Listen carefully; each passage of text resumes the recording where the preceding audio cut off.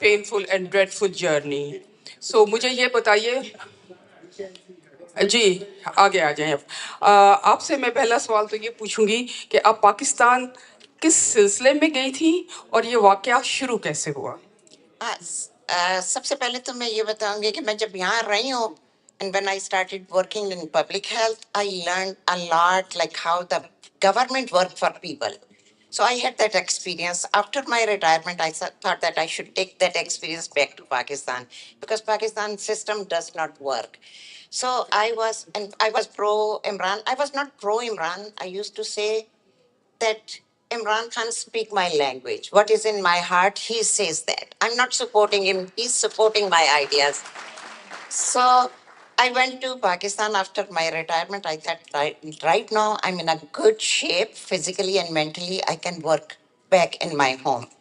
Public health is non-existent in Pakistan. 80% population get infection and they waste their time, they waste their resources, they waste their money. So I went there, I met a lot of nice people over there, a lot of women who were, it is a good change in Pakistan that women are speaking their mind. They are not dictated by anyone, which is a big initial positive change. So when I went there, I think it feels like I was living my dream. I was surrounded by so many nice, active women who were working for the community. Everyone worked for themselves, but then after retirement, you can work for your goal. So with that hope, I went there. I enjoyed going to Zaman Park. I saw Zilesha, and the day I was there when he was killed. It was so much shelling. And when we came back, we were sitting in a van with my colleagues, and they said that he got killed. And the other guy said that I just saw him sitting in the police van. It was a very tragic event, how brutally an innocent man was killed in the street of Lahore in Pakistan. And you know, over here we come, they give us opportunity, they give us respect, and everyone become productive. In Pakistani community, people don't have those chances. The country is for the people. It is not for the government. The government should be done by the people for the people of Pakistan. So I have so many ideas. I'm not ready for this speech, so I'm speaking very haphazardly. That one. No, thank you very much Subuhi Speaking my heart. So I went to, when they arrested Imran Khan, I went to Liberty. Then I was told that they are going to Corps Commander House. Living in Lahore all my life, I didn't know where the Corps Commander because those areas are no-go areas for common people. People used to say those people who live behind those bars, they are our chokidar, but actually they are secluded from us. So I went there. I was surprised. I saw the ground on Corps Commander House. Greenery is my passion. And I said, okay, this is a very nice area. I never stepped in, but I took the public transportation over there. So I was not stopped in any area not to go there. But then coming back, I did my car. So I was wandering around. Then with some people, I came back very late. But I think my phone, I didn't know about those. I don't know. Someone complained about me. People asked me how they got you because I was not an active member. I was not a pension holder. But then I was coming back on 26th of May back to my kids who are living in, because they are all working, they are independent. So I thought that it is my time to do work for other people. So 26th of May, I was coming to New York to my daughter. But on 16th May at night, after midnight, some people came to my home and they asked me to go. And I said, what I did wrong. And I think there are a group of people, some policemen and some other people, some uniform. But I was so confident I didn't, even in jail, I was not like down. So I took my phone, I took some money, and I said, okay, I didn't do anything. So in the morning, I will come back. But then they put me in the jail, in one jail. Next day, they took me to another jail. My brother came and he said, no, it is not an issue. They created some story, so you are part of it. So next, after two jails, they took me to anti-terrorist court and the Amber Gold people know her history. Uh, she didn't listen to us. They asked us to put the bags on your face. It was so insulting, like how you treat people who are not even criminal. So then after that, they took me to Kot Lakpat jail. For 14 days, my kids and my family didn't know where I'm living, how I'm living, which circumstances I'm living. They were very upset, and it was so hot over there. It is the same situation Imran Khan is living now. When I went there, jail is an experience for me. I'm not saying it is a good experience, but it was not bad because I met so many people so closely. When you live with them so closely, like there are five other people Sanam Javed, Tayyiba Raja, Hamza, Alia Hamza, and then Mariam Mazari. Khadija Shah was in a barrack with the regular prisoners. We were all PTI people in a small cell, like 6 by 9, with 3 bunk beds, small bathroom. And we were, in the beginning, we were 6 people. Then the other women, they keep on coming. I think I was strong enough because didn't have any responsibilities. I was in a good, when I entered the jail, I thought, okay, thanks God, I'm physically and mentally strong to handle that. If I have arthritis, if I'm diabetic, if I'm cancer, then living in jail is a real jail. It was an experience for me. But just one question, cause this is something that always comes to my mind when I think about all those ladies who were in jail and Imran Khan and everything, that the physical conditions there, like the bedding, like, the supply of medications, or do they make you do certain activities that you don't want to do? So how about all that? This is what I'm telling. I was strong enough. A lot of people, they come, they were crying badly because they lost their jobs. They have sick kids or sick husbands at home. And I told them, in this jail, you have roof on your head, you have running water, running electricity, and you have a free food. 80% Pakistani people don't have access to them. And then they start laughing. I said, okay, we are not like, if you see, we are not prince and princess. We are common people. So I took it. I met so many people so closely. Khatija Shah and all those people. Sanam Javed was very vocal. Alia Hamza in the beginning was a disappointment because she was trapped in a bad situation. They did destruction in our house and she was crying a lot. After 2, 3 days, I said, Alia, you were in a party, you were a position holder, and we are just supporter. We were not a party. We are handling it. Why not you? So she stopped crying because we are strong together. We were in the jail, we were stronger. I make bonding with them because our mission was the same. I still wish I can go back. I admire my family. They supported me. My kids, they supported me. They didn't say that you are doing because they knew what I'm doing. It was our passion.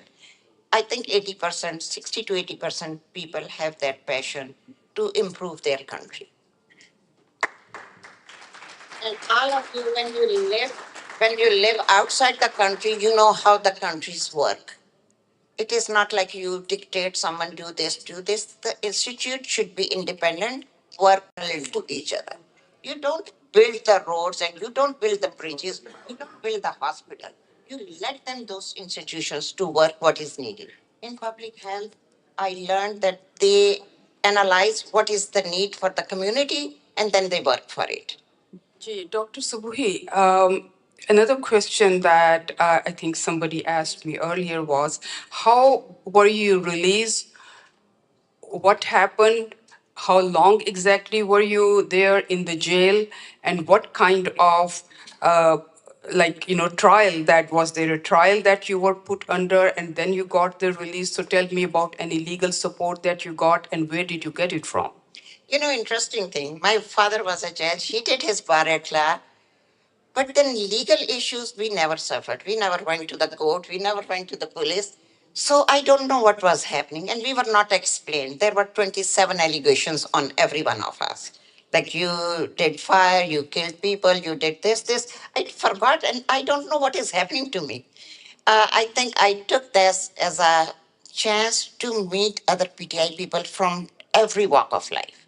One of the lady, she was a helper, house helper, and she cannot speak, and she didn't know why she was here. Later on, I discovered that her son was using the phone in her name, and he was there with a friend in that protest. But she was present over there without any doing anything. Thank you so much for sharing your thoughts, your experience, and your journey there in Pakistan. And we are glad to have you back here. Thank you. I said that what doesn't kill you makes you stronger, so I'm strong. Yeah. Thank you. Thank you. It was a pleasure. Sorry for all the bad things that happened to you, but life is an experience. It did make you stronger, right? Yeah, it's always good. All right, ladies and gentlemen, it's been a while since I haven't been on this podium addressing you all. We need to start this program. Can you hear me, Jalil, in the back? Okay, all right. So now, without further ado, we'll start this program, which is going to be a phenomenal interactive conversation with our biggest podcasters, presenters on the subject of Pakistan, democracy, and a lot of things. Some of them have made it into the event hall, and we are still waiting for some.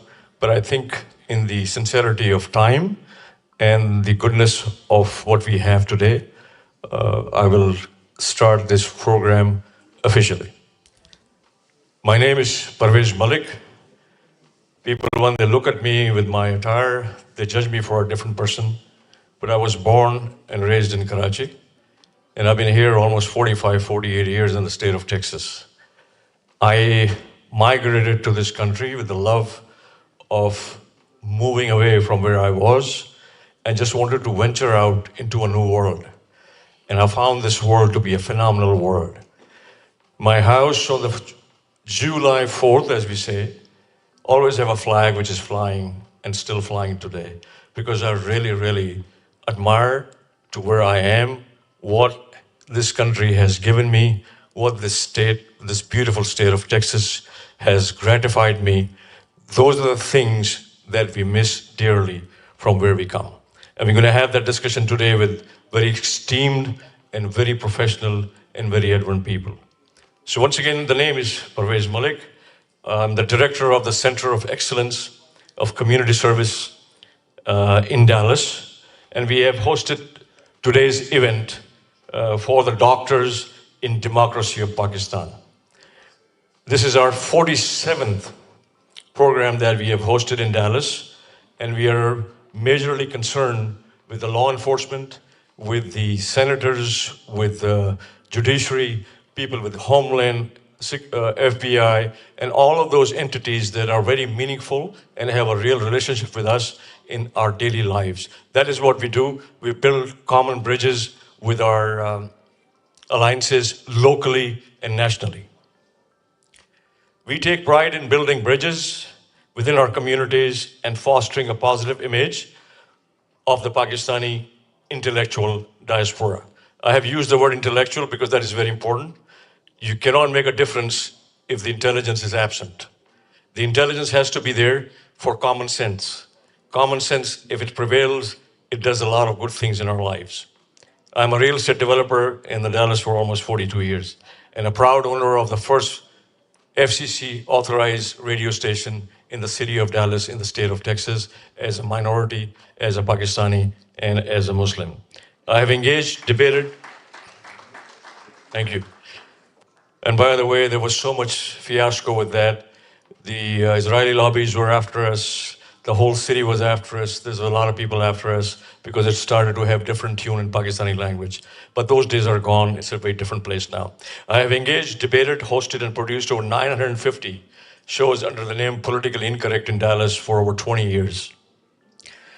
I was the director of the Press Club of Dallas. This is the only club in Dallas for journalists and for all the writers and all the people associated with media, media broadcasting, and so on and so forth. I was the chairman of the board of directors for the Dallas, Pakistan Chamber of Commerce for many years, and the list goes on. So I have been active, very passionate for what we do and what we enjoy. Pakistan is dear to my heart, and I'm sure it is dear to your heart. That's why you're sitting with that chai and coffee and donuts here. So I really, really, truly welcome you all tonight on this wonderful morning here. Democracy is a form of government in which power is vested in the hands of the people, either directly or through freely elected representatives.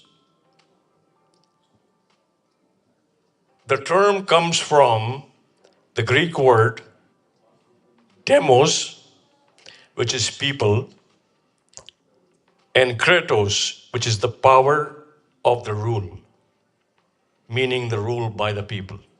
Now, in all sincerity, that has been absent in Pakistan since August 14, 1947. It was hijacked by a certain group of people, and they still hijacked it, and they're still going on with that. The roots of democracy face and trace back to the ancient Athens back in 5th century BC. So it's nothing new, it's a very old thing. It is maybe new for us because we've not been able to implement it. And there's many different reasons, I'm not going to go into it. While democracy promises power to the people, in Pakistan it continues to be a serious hurdles. I don't want to take institutions because a lot of friends are sitting here, but military interferences, as quoted by the American organizations, is one of the reasons why it has not been able to prevail. It has never been able to foster, and it has not even went to where it's supposed to be in the last 75, 76 years that has gone through. So first of all, a round of applause to all of you people who have made this journey today to attend this. My appreciative and always sincere comments and my sincere admiration for people who are always in any part of this country or in North America are truly, truly engaged in putting meaningful dialogues. So today we have a dialogue, and I'll moderate those dialogues because I just want to go, I don't want you to go off the rails. I just want you to be within the premise. Let's have a debatable conversation, so then you can simply have that little clip sent out in social media and see that you made a difference in someone's life today.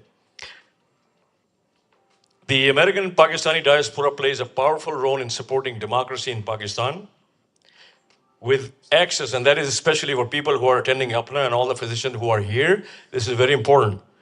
With access to education, global networks, and democratic institutions, they bring valuable ideas, advocacy, and resources, from raising awareness about civil rights to funding independent media, think tanks, and legal aid. They help strengthen democratic voices. Many have, including Dr. Jalil, Dr. Tariq, and also a lot of different people that I don't know. Dr. Tahir, Nadeem Zaman, has invested their time in lobbying the same causes with the government of the United States of America in different capacities in promoting the civil rights. We at CECS have been very focused on the civil rights issues, the human rights issues, including that our affiliation with LULAC, the biggest organization in Dallas and nationwide, NAACP, and all of the organizations that are there today to foster a meaningful existence of human beings. If we have so many challenges in this country, imagine the challenges in a country that is called Pakistan, which is still trying to develop itself. And I would request someone to turn the AC on. I think the AC is off. A lot of people are getting a little warmed up. I'm getting a little warmed up too. So if they can do that, I'll appreciate it. Well, thank you very much. All right. So now I would invite, thank you very much. Thank you. So I have my esteemed guest, Mr. Wajahat Khan, if you all know them. Please rise, Wajahat Khan. This is the guy you see on podcast TV every day. He's so passionate about Pakistan. He's going to be out talking to you all. Then I have Dr. Grimm here. You can stand and recognize yourself. I'm waiting for Dr. Moeed Pirzada, and you guys can take your seat. And now I'm going to invite our friend Nadeem Zaman to come out to the stage and the event and talk about it. I thank you for your time and I appreciate you being here. Welcome to Texas. So a good round of applause for Texas.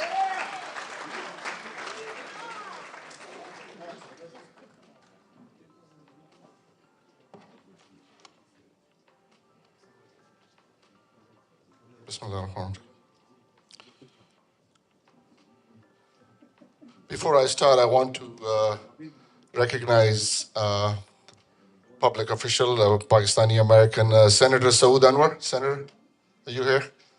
Big round of applause, Senator. Thank you. Senator Saud Anwar is our Connecticut General Assembly's 3rd District Senator. Thank you for being here.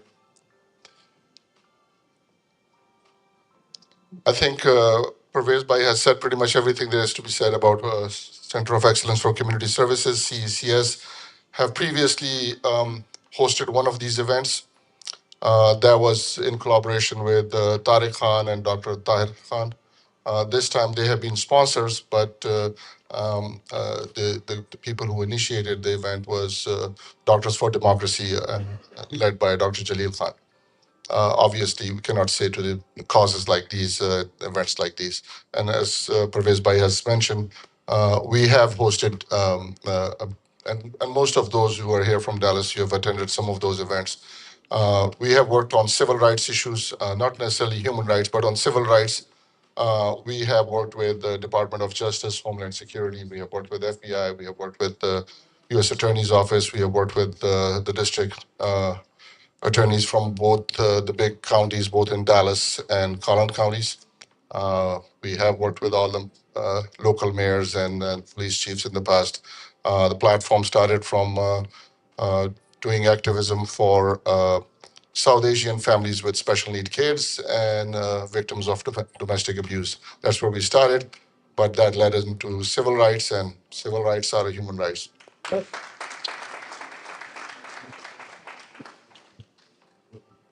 I want to. There's more to be said, but again, the topic is such.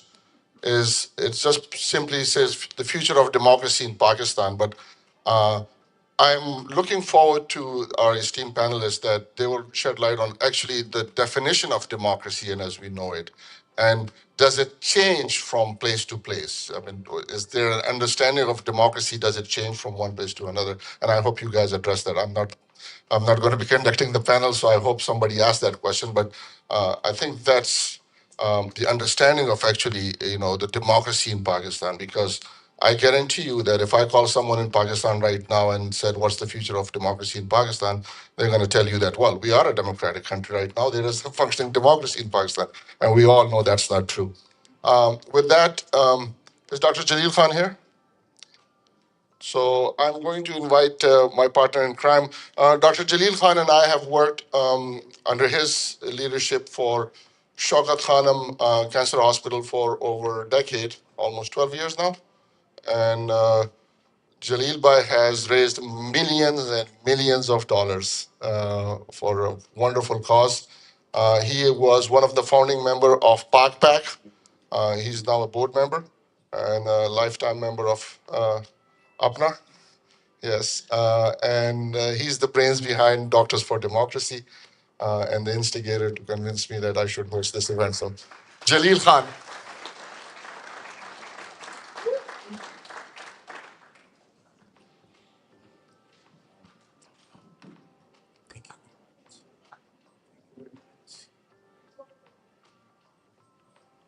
अस्सलाम वालेकुम। एक तो शुरू करूँगा बिस्मिल्लाहिर्रहमानिर्रहीम से, और दूसरी बात ये कि हम ना बाज आएंगे मोहब्बत से, हम ना बाज आएंगे मोहब्बत से, जान जाएगी और क्या होगा। आप लोगों का बहुत शुक्रिया. We really grateful that you guys have taken special effort to come from other hotel to this hotel. Of course, there are some shuttles and there are delays and all that stuff. So we are just logistical issues always happen, and never mind. But we are here for the effort. Everybody has to put some effort to make a change. So that is why we're here. We have a very distinguished panel. We have a couple of Congressman, they are going to be here also. And I will apologize to my panel that if they show up, we have to give them immediate time, so they have to leave, if that's okay with you. Thank you so much. इसके अलावा आप इंशाल्लाह अच्छा जी अच्छा बहुत शुक्रिया हमारे friends का doctor Shahbaz Gill is right here please have a seat thank you Moeed Pirzada is not feeling well, but he is on his way. Still, he said he's coming and he will be here. Um, जैसे आपको हमने बताया कि ये जो seminar है ये future of democracy in Pakistan democracy in Pakistan तो वो भी कहते हैं कि हमारे पास है लेकिन हम बात करें future of democracy in Pakistan the hybrid system which is in place for the last 70 years has failed miserably multiple times and we are still doing the same thing over and over again to reinvent the wheel which has punctured multiple times. So we like to fight for the cause, for the effort, for a real democracy or जैसे the democracy which we are getting benefit in this country. And I really feel ashamed that many people who were jubilating that Mamdani won primary and this all that, and they were supportive of the dictatorship in Pakistan. So how can you be supporting democracy here and you are celebrating it, but in Pakistan you are saying that we are with dictators. So I need to, there has to be some soul searching going on. It has to happen. And before I move forward, I just realized Dr. Hussain from Atlanta, she comes every year, and please give her a big hand. She is just like a mother. Please stand.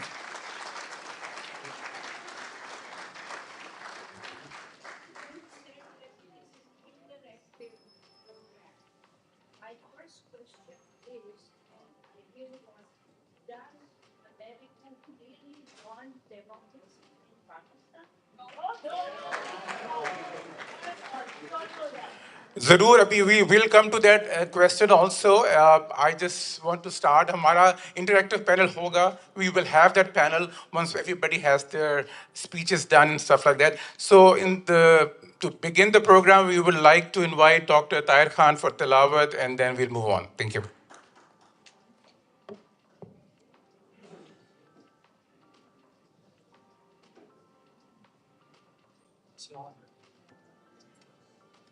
Assalamu alaikum. I'm not, they just asked me to recite some verses. I'm not, just recite few verses from Alam Nashra. Bismillah. Alam Nashra laka sadrak wa wadwana anka wizrak allazi ankada zahrak wa rafa'ana laka zikrak. فإنما الأسر يسرا إنما الأسر يسرا فإذا فرغت فانصب إلى ربك فرغب. So in the verse 5 and 6,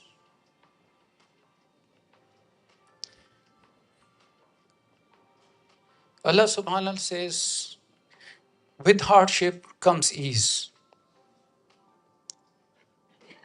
And he emphasizes, he says it again, undoubtedly with hardship will come ease. So that's the message. Don't be hopeless.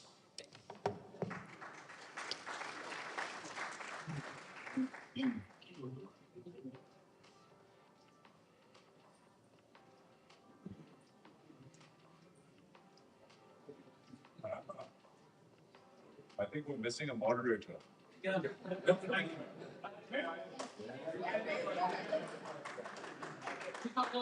I think we need Pervez here. Yeah, he took our pictures, got excited and left. Right, we go parked outside.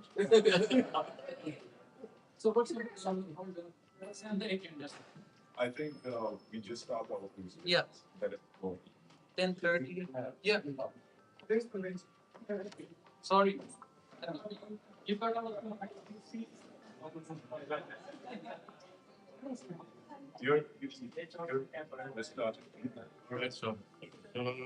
There was some housekeeping stuff that I was running around. I knew there are some people out here who was just kind of squirming in their seats. I knew it's a little warm. I tried to find someone, didn't see anyone out there. So that was the whole story there.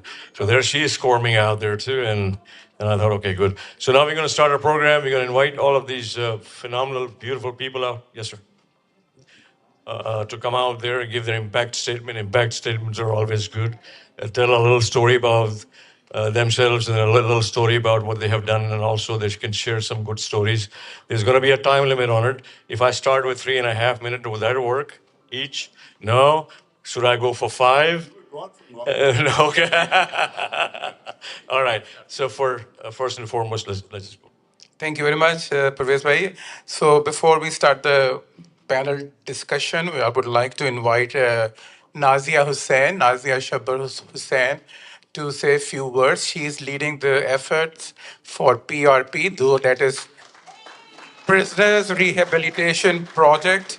Thank you so much, Nazia.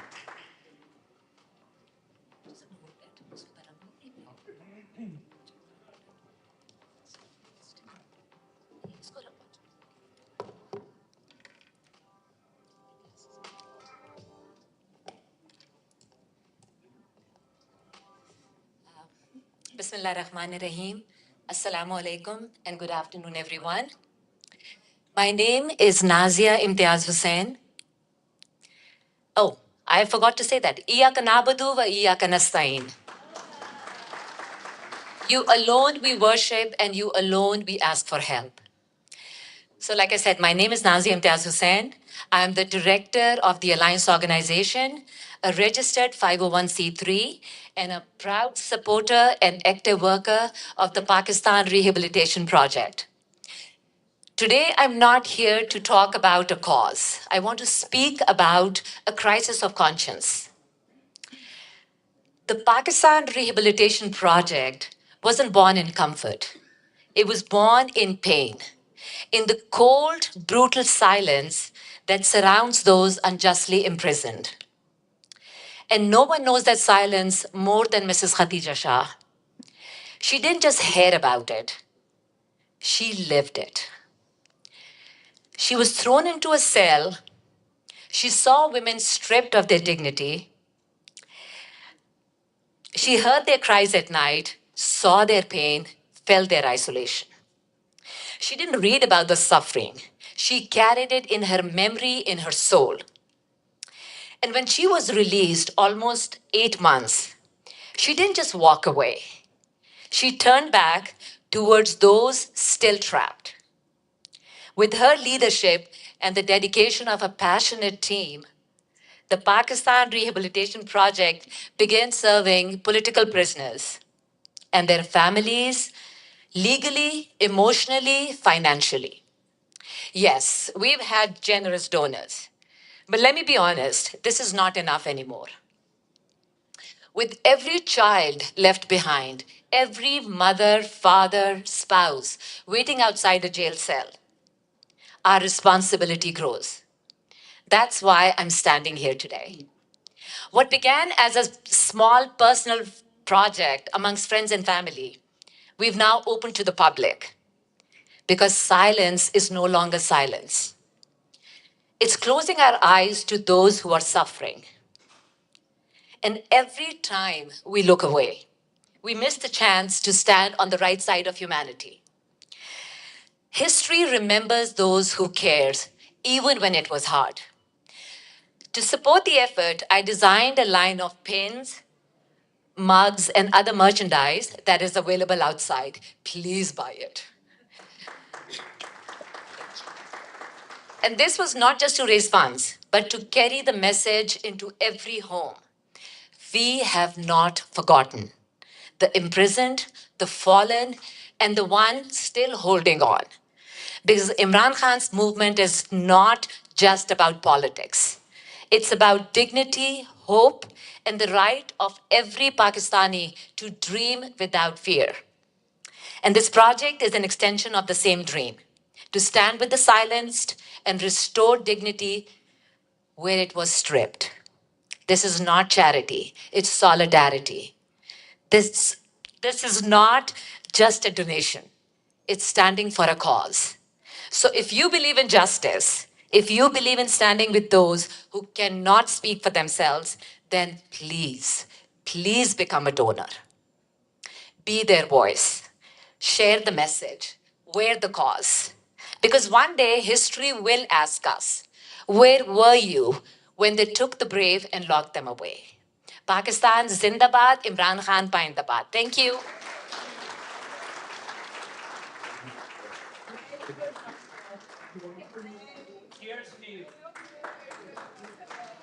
Thank you very much, Nazia, for your efforts. There's a short clip of Khadija Shah, which she has sent today. She's going to talk about this prisoners rehabilitation project, and all the stuff is outside. Please support. All the funds go to her, and she pays almost 200 families every month a stipend until they are get any other efforts for their livelihood. Thank you so much. और आज मैं आप लोगों के लिए video message इसलिए बता रही हूँ CRP प्रोग्राम है पाकिस्तान रिहेबिलिटेशन प्रोजेक्ट जो हमने PTI के बिजनेस के लिए शुरू किया उसके बारे में थोड़ी बात करना चाहती थी हम लोग सारे आज इन दिनों में इकट्ठे हुए हैं डैलस के अंदर अब हमारा पाकिस्तानी डायस्पोरा हमारी इस पाकिस्तान में पिछले 3 सालों से एक बहुत मुश्किल वक्त से गुजरे हैं आप लोगों ने हमारे लिए बहुत आवाज़ भी उठाई है बहुत ज़्यादा आप लोगों की हमारे लिए हमारे लिए क्या अपने मुल्क के लिए और हमारे जो आपके मुल्क के लोग हैं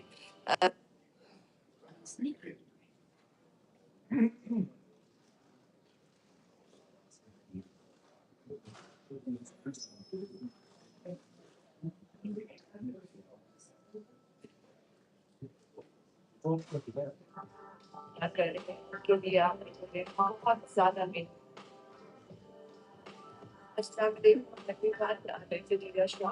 और आज मैं आप लोगों के लिए वीडियो मैसेज इसलिए बता रही हूँ क्योंकि हमारा जो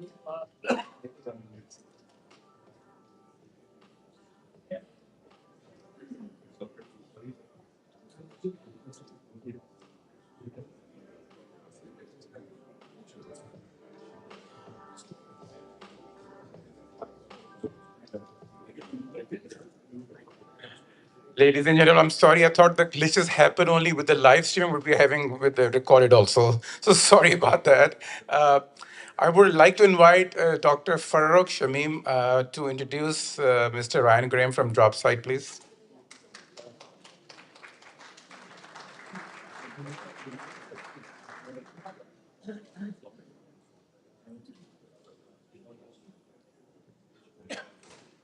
Assalamu alaikum, everyone. And as we start, Iyaka na'budu wa iyaka nasta'in. And I think let's say, Kaun bachayega Pakistan? Thank you, thank you. So it's my pleasure to introduce a one strong journalist who doesn't stop, who doesn't get scared, and he reports those breaking news, which is like really the cipher or the Islamabad massacre, and now this big news that what Trump said to Asim Munir in a lunch is a big one. He's the co-founder of Dropsite. He is changing the news media. You know, the legacy media, which is like others, the big ones, they have big budgets, corporate trained and corporate controlled. He's finishing that. He's reporting the great news. So it's my pleasure to introduce and welcome Ryan Graham.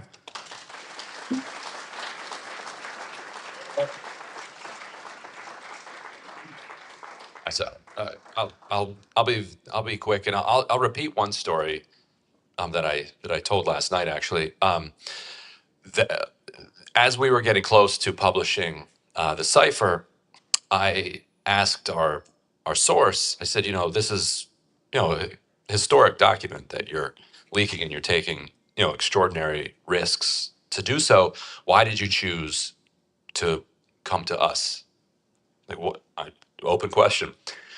And he said, well, it's a process of elimination. He said, Pakistan media here, So many of them are compromised that the leaker would probably be exposed very quickly.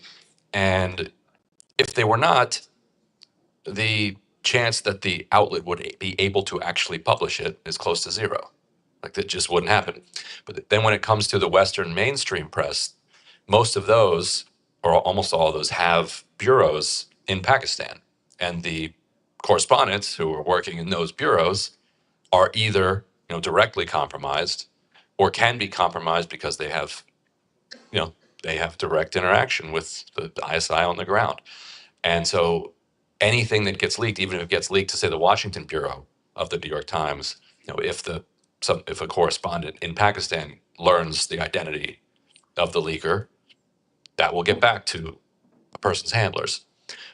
And on top of that, these outlets, whether it's the BBC or the New York Times, they have a subtle bias in which they are, whether they are articulated this way or not, or understand it this way or not, are act often as arms and voices for the foreign policy of the governments in the country where they're based, New York Times, BBC, etc. And so after that, that's it. Like there's actually nobody else. And so it was, who has the credibility and the journalistic capacity to be able to handle this, and then will also be read, by the mainstream press, by the people at the White House and the State Department. And it made me think how fragile that is, because if independent media isn't there to be the vehicle for that, then people around the world who want to take those risks, who want to try to change the course of history, who see something that's wrong and want to right it, they need somewhere to go. You can't just post it on X, because then immediately they would either it'd get ignored, or like this is fake, or like this nobody would take it seriously. And so I wanted to underline the importance of having independent media. It's not just us at this point. We're growing that space on the independent investigative journalism space, but we need to continue to grow the work that we do. We are a 501c3, which means that here in the U.S., if you make contributions above and beyond the subscription, those are tax deductible to the fullest extent of the law. And we actually are now fundraising to try to hire another reporter, as you know, Wakas Akman, who does a lot of incredible reporting for us. He would be just dedicated mostly to, he'd be dedicated to South Asia. Wajahat knows him well. So incredible journalist all the way through. And this is not expensive stuff relative to the impact that it can have. We're talking low six figures, and we actually have, over the last 6 months or so, been trying to raise for this position. We even built a page that's pakistan.dropsitenews.com, and you can see that there's a pretty paltry success towards that effort.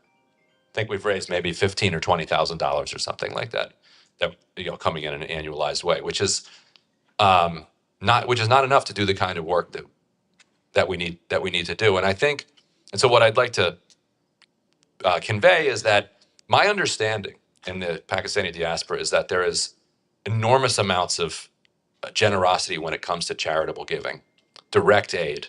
If there's a storm, a hurricane, an earthquake, a genocide, people are chipping in and giving until it hurts to try to alleviate the suffering that is caused by those events or those actions. But when it comes to political giving or ideological giving or giving for a cause or for the cause of independent journalism, there's a gap there. It's like a mental gap that people haven't gone there yet. So just something to think about and talk about amongst yourselves as you're considering where to put charitable giving. To remember that causes, political ones, journalistic ones, also matter, because the idea then is you can maybe save a little bit on the charitable side if the people aren't as hungry and if the people aren't suffering as much as they otherwise were, because otherwise you're always playing catch up.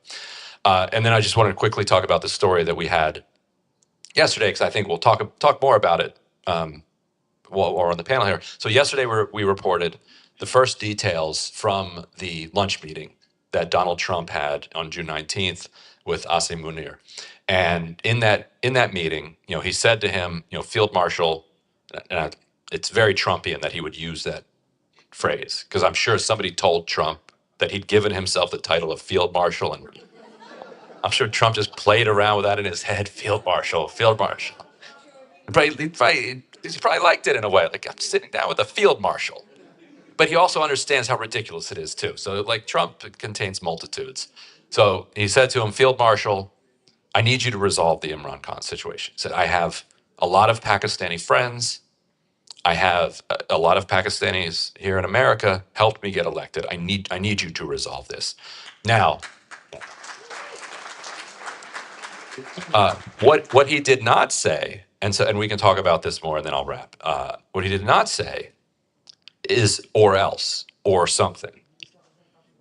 And you can see what he's doing with Lula right now in Brazil. He is upset at the way that the courts are going after Bolsonaro. He's upset at the way that the Supreme Court there is censoring Twitter, YouTube, American tech companies. He doesn't like what they're doing. He's going to hit them with a 50% tariff, he says, and will escalate from there. So Trump, when he means business, lets you know he means business. So there's an interesting game that he's playing there. Maybe he's trying to figure out, like, does he even need to put pressure? I can just say this and it'll happen, because that's customarily how American presidents understand their relationship with the Pakistan military. We tell you what to do and they do it. Or they say they're going to do it, and then they sort of do it, and then a week later hope that the Americans have forgotten about it. But so the fact that he didn't go that far, I think, is also worth unpacking. Well, like, why not, and what's it going to take to get to there? But so that's it for these opening remarks. When I look forward to talking with you guys. Thank you so much.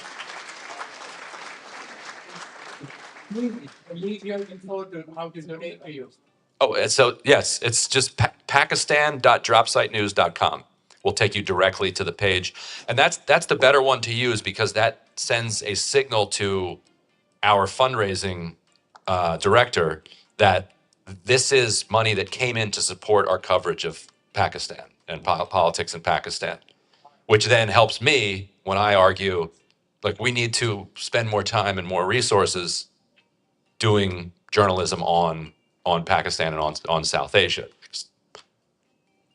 Thank you very much, Dr. Grimes. Thank you for your wonderful thoughts and comments. And I have Dr. Jalil here to introduce our next media hall. Thank you very much, Ryan. You've been great effort. From coming from New York City. Is it New York or DC? Thank you so much for showing up. And please all subscribe to Drop Site. And I think I heard this news that Pakistanis are not subscribing to Drop Site, so they have to do that. Please do. Okay, we have I think the video is ready. Can you play the video?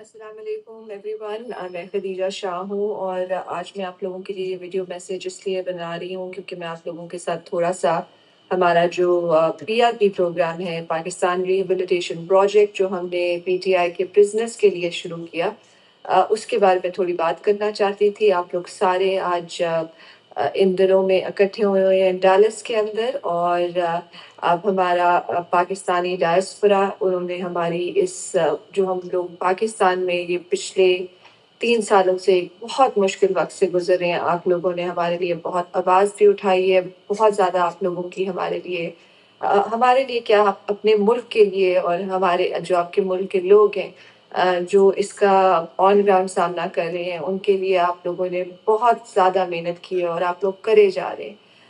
मैं आप लोगों को बस थोड़ा सा ये बताना चाहूँगी कि हमने पाकिस्तान रिहेबिलिटेशन प्रोजेक्ट किस वजह से शुरू किया और इसके अंदर हम क्या काम करते हैं। सो पीआरपी वाज इसकी जो बेसिकली विजन है वो अलीमा खान साहिबा की थी। उनके साथ मैं जब जेल से बाहर आई तो मेरी उनसे मुलाकात हुई, मैंने उनके साथ इस चीज़ के ऊपर काम शुरू किया। हमारे साथ और भी बहुत से लोग हैं जो इसके अंदर मेहनत कर रहे हैं और काम कर रहे हैं, اور ہمارا پرپس یہی تھا کہ ہم سارے کے سارے جو پی ٹی آئی کے پرزنرز ہیں ان کا ڈیٹا کلیکٹ کریں، ڈاکیومنٹ کریں، اس کو ایک جگہ اکٹھے رکھیں، اور پھر ادھر سے ہم نے پھر ان لوگوں کی مدد کرنا شروع کی.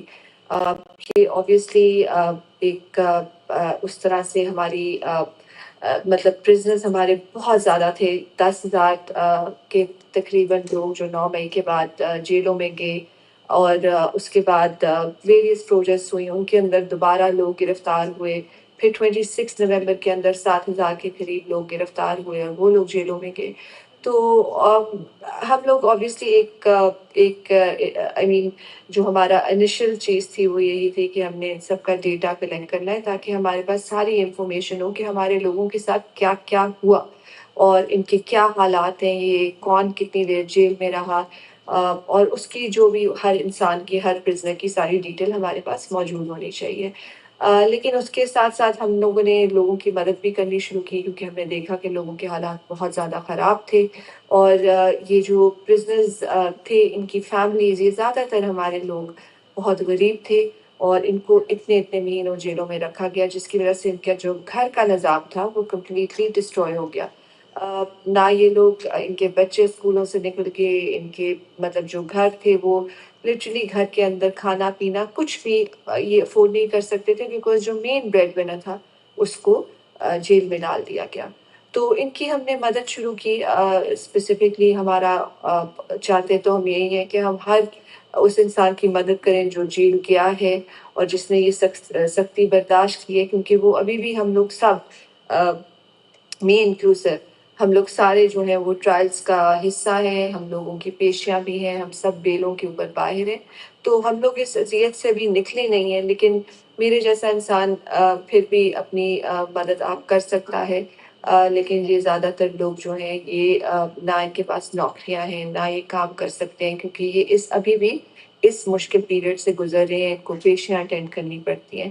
سو ان کے گھر بار سارے جو ہیں وہ basically at a standstill ہیں اور بالکل اجڑے ہوئے ہیں. تو ہم نے ان کو جو ہمارے پرزنرز ہیں ان کو، ان کی فیملیز کو ہم نے سسٹین کرنا شروع کیا. ان کو ہم ایک منتھلی اسٹائپنڈ دیتے ہیں. اس وقت پی آر پی کی طرف سے more than 250 families have been supported on a monthly basis.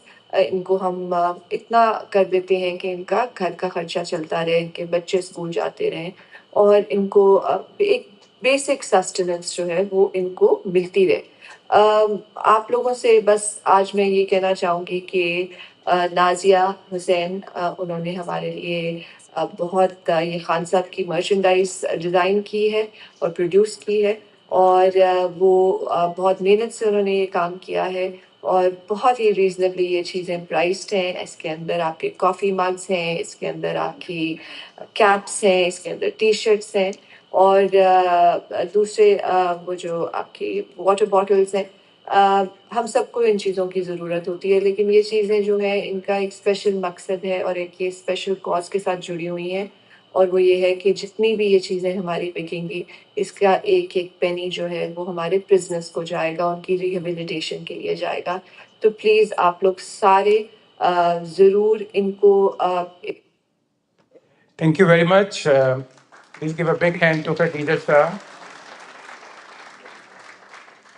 I would like to invite our special guest, Congressman Mark Veazey. He's a big supporter of human rights and Pakistani community and Pak.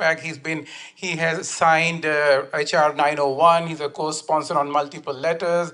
We call him. He has always come in the forefront to help the Pakistani diaspora. He is from Fort Worth, 33rd District, and he's a great friend. We look forward to work with him in the future also. Here we invite Mark Veazey. Thank you very much, Congressman.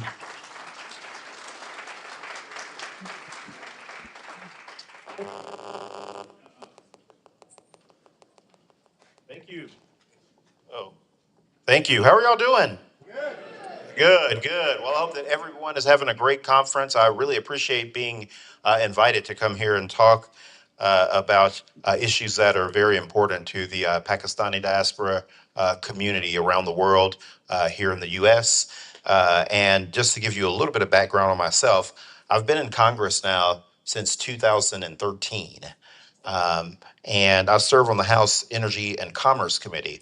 That is the committee in Congress that handles about 60% of the legislation that moves through the U.S. House of Representatives. We do everything from energy to telecommunications, radio, television, energy production, nuclear, gas, oil, renewables. It's a huge committee with a lot of responsibility. My first 3 terms, though, in Congress, I served on the Armed Services Committee, where I oftentimes sat in briefings dealing directly with the U.S. Military relationship that we have with Pakistan. And I also serve on the Helsinki Commission, and I was just elected as the chair of First Committee on that particular organization. We meet, thank you. That means I'll preside over the conference when we get ready to go and meet this summer. Or I'm sorry, we just had the summer meeting, so we'll go back to the winter meeting in Vienna in February, and I'll preside over that winter meeting over the conference, and so looking forward to that. So I have a lot of experience dealing with U.S. foreign relations, and unfortunately, there's a lot that's going on in Pakistan today that's just not good for Pakistan, which means that it's not good for the world. And unfortunately, we know that there's a lot of concerns about election rigging in Pakistan. We've seen this before in Pakistan's history, and we have to learn from that because we don't want to backslide and go into an era with Pakistan that is not good. We need a strong Pakistan because it's in the best interest of the United States that we have a strong and democratic Pakistan. Very important for the United States.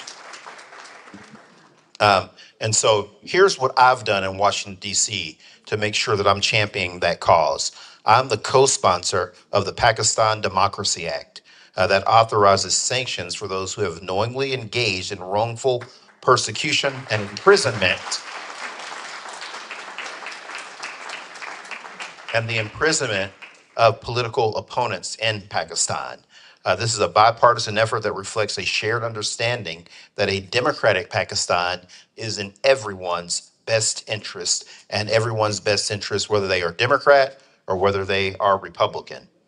The arrest of a prominent political figure like Imran Khan demands transparency, it demands adherence to due process, and it demands that this not be used as a tool to suppress political opposition or silence dissent. The Pakistani government has a responsibility to uphold the right to peaceful protest. The Pakistani government has a responsibility to protect its citizens from excessive force. And the Pakistani government has a responsibility to live up to the values of democracy. And America must continue to advocate for democratic values and human rights in Pakistan because we need a consistent and principled foreign policy that supports a free and open society in Pakistan. And what I mean by a free and open society is this. We need the Pakistani government to respect fundamental freedoms. We need the Pakistani government to ensure transparent and legal process for Imran Khan. And we need the Pakistani government to protect all of its citizens all of the time. At the same time, Pakistani's political instability poses significant regional security risk, particularly given its status as a nuclear state. This requires a balanced approach that addresses our security interests while also upholding our commitment to democratic governance and human rights. It's critical that we find ways to work with Pakistan to address our shared challenges while also clearly communicating our expectations regarding democratic principles and respect for human rights. I am hopeful for the future of the Pakistani people because they have demonstrated their desire for a democratic future. We must stand in solidarity with the Pakistani people and continue to advocate for a Pakistan where the rule of law is upheld and where human rights are upheld and where democratic principles prevail. Thank you very much for having me here today. Thank you. Thank you.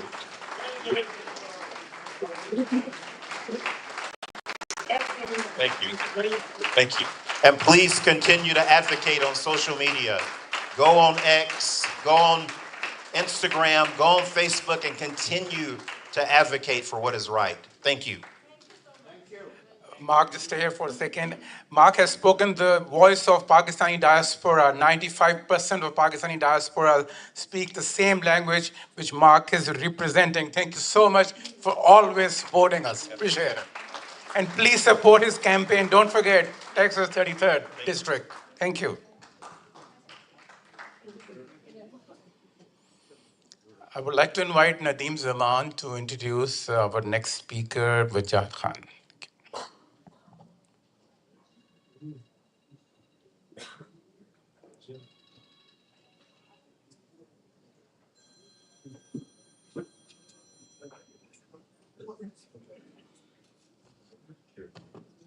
My brother.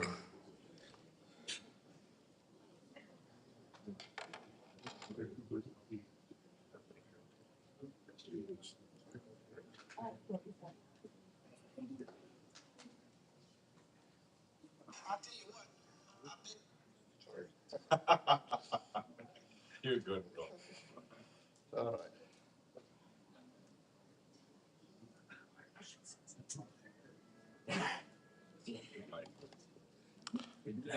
All right. Thank you, Congressman. See you. Thank you.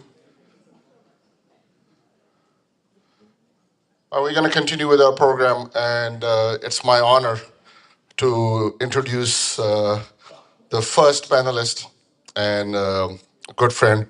You all know Wajahat as Khan, Wajahat Saeed Khan. Yeah, that's it, right? He's the Pakistani multimedia journalist known for high-talking interviews and frontline reporting, right? And the Emmy-nominated, the famous Wajahat Khan, hard-hitting. And this is my second time I'm hosting it, although we have spoken many, many times. But this gives me so much pleasure.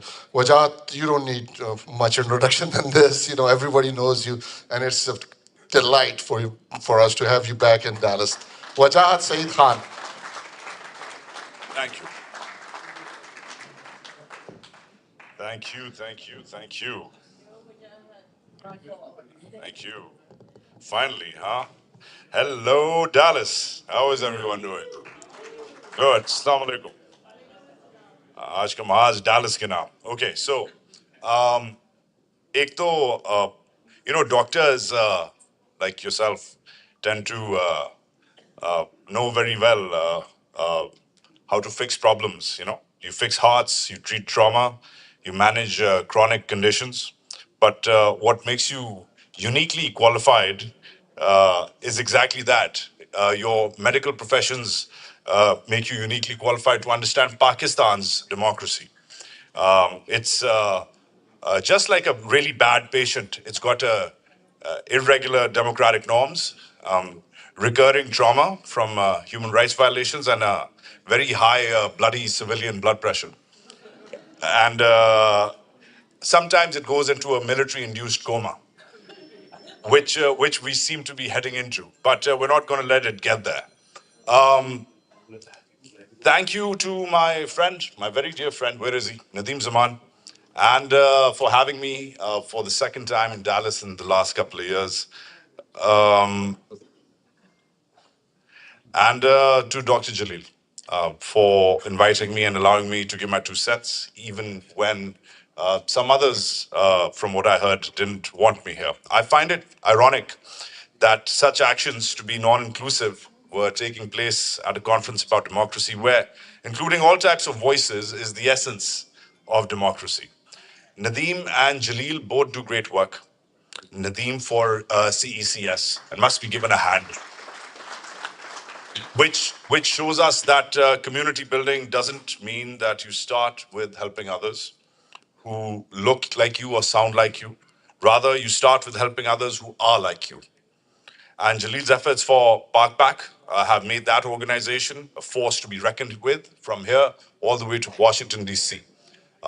Manned by other friends like Tariq Khan, manned by the friends like Tahir Khan. This is a fearsome force, and I'm very proud to know these gentlemen. They're doing great work. You must support them. Also, thank you to all of you who listen to my views and provide patience and support and feedback. And what I'm going to tell you is premised on a few things. I'm going to tell you 4 premises, and then I'm going to quickly launch into my argument, just so you know where I'm coming from, because a lot of people are concerned about where I'm coming from, even people on this stage. So let me just be very clear. Reporting on the army is not reporting for the army. I've been called the most connected and experienced security and military reporter of my generation by you and some of my colleagues here. I'm not going to deny it. I probably know the military better than most people in the military know the military. And I have the distinction of knowing the other services too. But please understand this. This is really important. That my expertise and understanding of the military does not in any way mean that I'm sympathetic to the policies of the military, nor do I endorse their violations or their cruelty or their illegality through which they operate.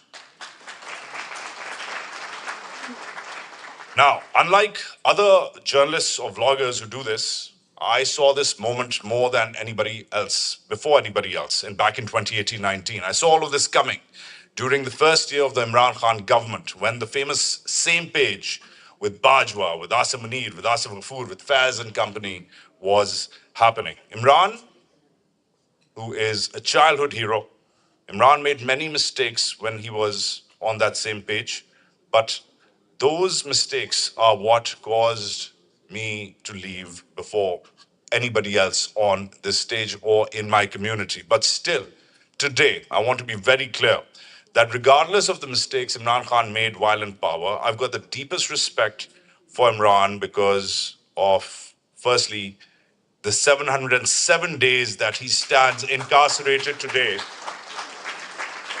because in him has finally emerged a leader who's standing against a very powerful and a very undemocratic and a very dangerous system, a system which has reaches all the way to this very room. So you might have a problem with Imran, you might not have a problem with Imran, you cannot deny the following: the man is the bravest leader we've seen in a while, and he's ready to give it all. Those were my 4 premises. Now, here's the answer to really starting the debate from my end. I think the future of Pakistani democracy is right here. About 100 years ago, when colonialism was at its peak, exactly 100 years ago, was when colonialism was at its peak, when the British were massacring us in Jallianwala Bagh and bombing us in Waziristan and arresting us in Calcutta and Lahore and had jailed many of our leaders during the independence movement. It was people like us, exactly like us, people who were based abroad, who did exactly this. They convened, they debated, they explored the future of a democratic India while overseas. At that time, none of us were in America. We were mostly in England. We were at places like Oxford and Cambridge. We were at schools like Lincoln's Inn and Gray's Inn. This is where the first generation of Indian and Pakistani leaders, who would become the first leaders of those 2 countries, did their thing. That's where the first roundtable conferences were held. That's where the first debates were held. That's where the term Pakistan was invented. It was invented by overseas diaspora Indians of the time.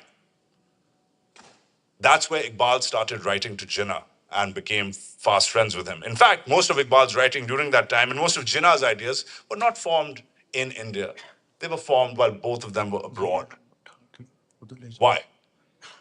Because they were free. Free to debate, free to explore, free to decide in a free society. A terrible colonial power England was at that time, but a master in India, but still free at home. And Jinnah, Iqbal, and all of our other leaders enjoyed that freedom. And that's exactly where we are here today as Pakistani Americans, in a very free country and free to debate what this is happening. So, the future of Pakistani democracy 100 years later, I'm not comparing ourselves to Jinnah, Nauzubillah, or Iqbal, or any of the great leaders, but we are going through the same moment the diaspora had 100 years ago. Why? Because Pakistan still behaves like a colony, like a neo-colony. Its unelected military regime still draws legitimacy from former colonial masters and new clients. And here we are, uniquely placed to challenge those colonial masters and their vassals back home.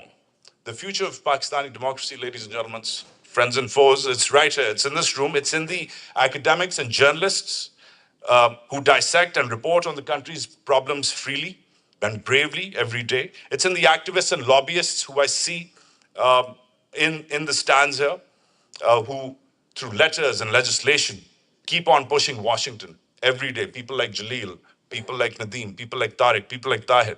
It's in the donors like you who make this happen, but it's also threatened here. There are divisions amongst us, and this is very serious. There are gangs, there are groups, there are lobbies. Some are loyal to one person, some are loyal to another group. We can't afford this. I've learned something, let me tell you, I've learned something from the military. I learned a lot from the military, but learned one particular thing from the military.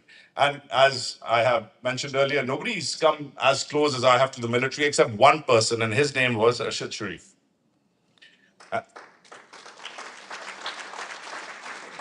Arshad possibly had as much, if not more, experience than me, and he spent a lot of time alone, him and me, on front lines because we were the only two security cleared journalists in that country. The only two. We would sit in a helicopter, his team there, my team here, and roll out to Waziristan and Wajahat. We spent a lot of time alone. What they did to him is reprehensible, but that was them punishing him for doing the right thing. And both Arshad and I, God bless him, learned something about the army together. It also improved our work, but something that makes them different from everybody else in the country. The army, and this is important, the army is united. It doesn't matter what the issue is, whether it's a legal issue or an illegal issue. It doesn't matter whether the order they get is legal or illegal or moral or amoral or ethical or unethical. They are always bloody well united. And we, at the drop of a hat, we divvy it up. We become, मस्जिदें ऐसे बनती हैं इस कमरे में, इस stage पे ऐसे ग्रुप्स बनते हैं. That's their strength, and that's our weakness. We need to come together at this time because वक्त आ गया. No more groups, no more parties, no more lobbies, no more favoritism.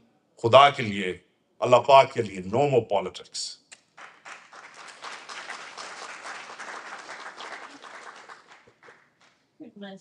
They're banning us. They're targeting our families. They're silencing us, and they're coming for you. They're silencing you next. You're probably being profiled at this very moment. Somebody's got a file open for you at some point. I know Nazia is, because of the lovely speech she made. So the only way to stop them is to overwhelm them with your organization and your perseverance and your unity. Because they're very good at breaking that up. A few months ago, there were these secret negotiations with the Muriwala, which started in this very state. I don't think those went very well, but I don't think we should give them another chance. We should organize, we should legislate, we should support a new amendment for the tax law being pushed today by Rashida Tlaib of Michigan, who is asking Speaker Mike Johnson to not block the legislation, to actually stop any taxes by the American taxpayer which go to fund the Pakistani military directly. I say this with a heavy heart because I've had friends in that military still serving, and I've had friends in that military die in the line of duty. But I trust them, I love them, but I do not have any trust or love for their boss. And thus, we have to stop them while we can by staying together. And this is important. This can only be done together. By staying together it'll be impossible for them to rule us. How can 700,000 men, there's barely any women, how can 700,000 men rule the world's fifth largest country, over 255 million people? Shame. How does it happen? I've told you, they're united and you're not. Imagine if just this room and the communities and the groups and the neighborhoods and the schools and the colleges and the bradaries and the families that it represents, just this room, which is a smaller room than I addressed 2 years ago, unfortunately, which means that we're getting tired.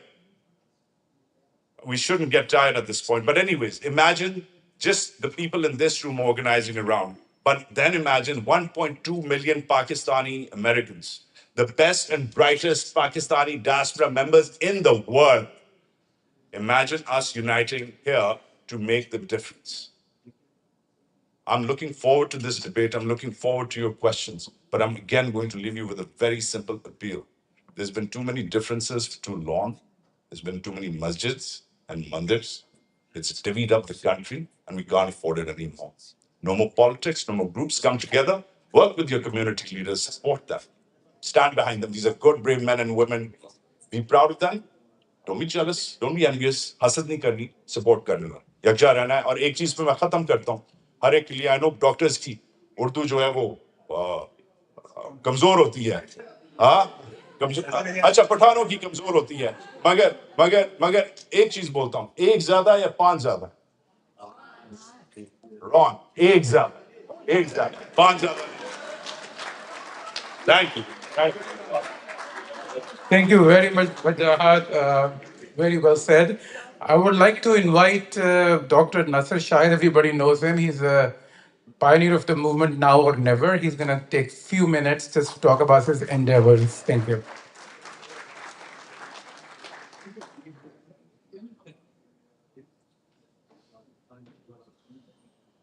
Assalamu alaikum.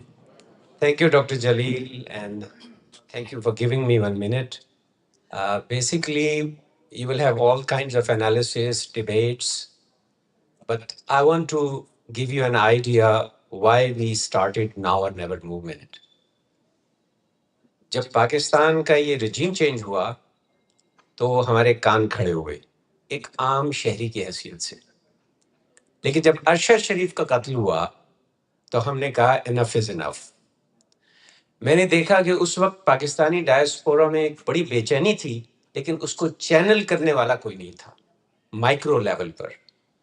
बड़ी बड़ी बातें जरूर हैं, dialogue जरूर हैं, लेकिन जमीन पर एक आदमी में जो गुस्सा है उसको चैनल करने वाला कोई नहीं था. तो इसलिए ऑर्डिनरी सिटीजन्स की हमने ये मूवमेंट शुरू की ताकि पॉलिटिकल क्वेश्चंस में ना आए, और जहां तक बात इस चीज की है कि हम क्या कर सकते हैं उसको डिफाइन करें. लोग क्या करते हैं, वी डोंट केयर. मैं क्या करता हूं, ये है नाउ और नेवर का मौजू. मैंने कहा कि अगर जब पाकिस्तान का सफीना डूब रहा था, डॉक्टर नसर क्या कर रहा था? अपनी प्रैक्टिस कर रहा था कामयाबी से, अपने बच्चे पाल रहा था, कंफर्टेबल था. Let me define my action. और उसके साथ हमने लोगों से राब्ता कायम करना शुरू किया, और हमने कहा कि पाकिस्तान की हकीकी आज़ादी अगर ट्रंप ने दिलवानी है तो हम गुलाम बेहतर हैं. पाकिस्तान की हकीकी आज़ादी 75-77 सालों से वो हम ही को लेनी होगी. So we define all the actions. We define all the actions can be done at this time.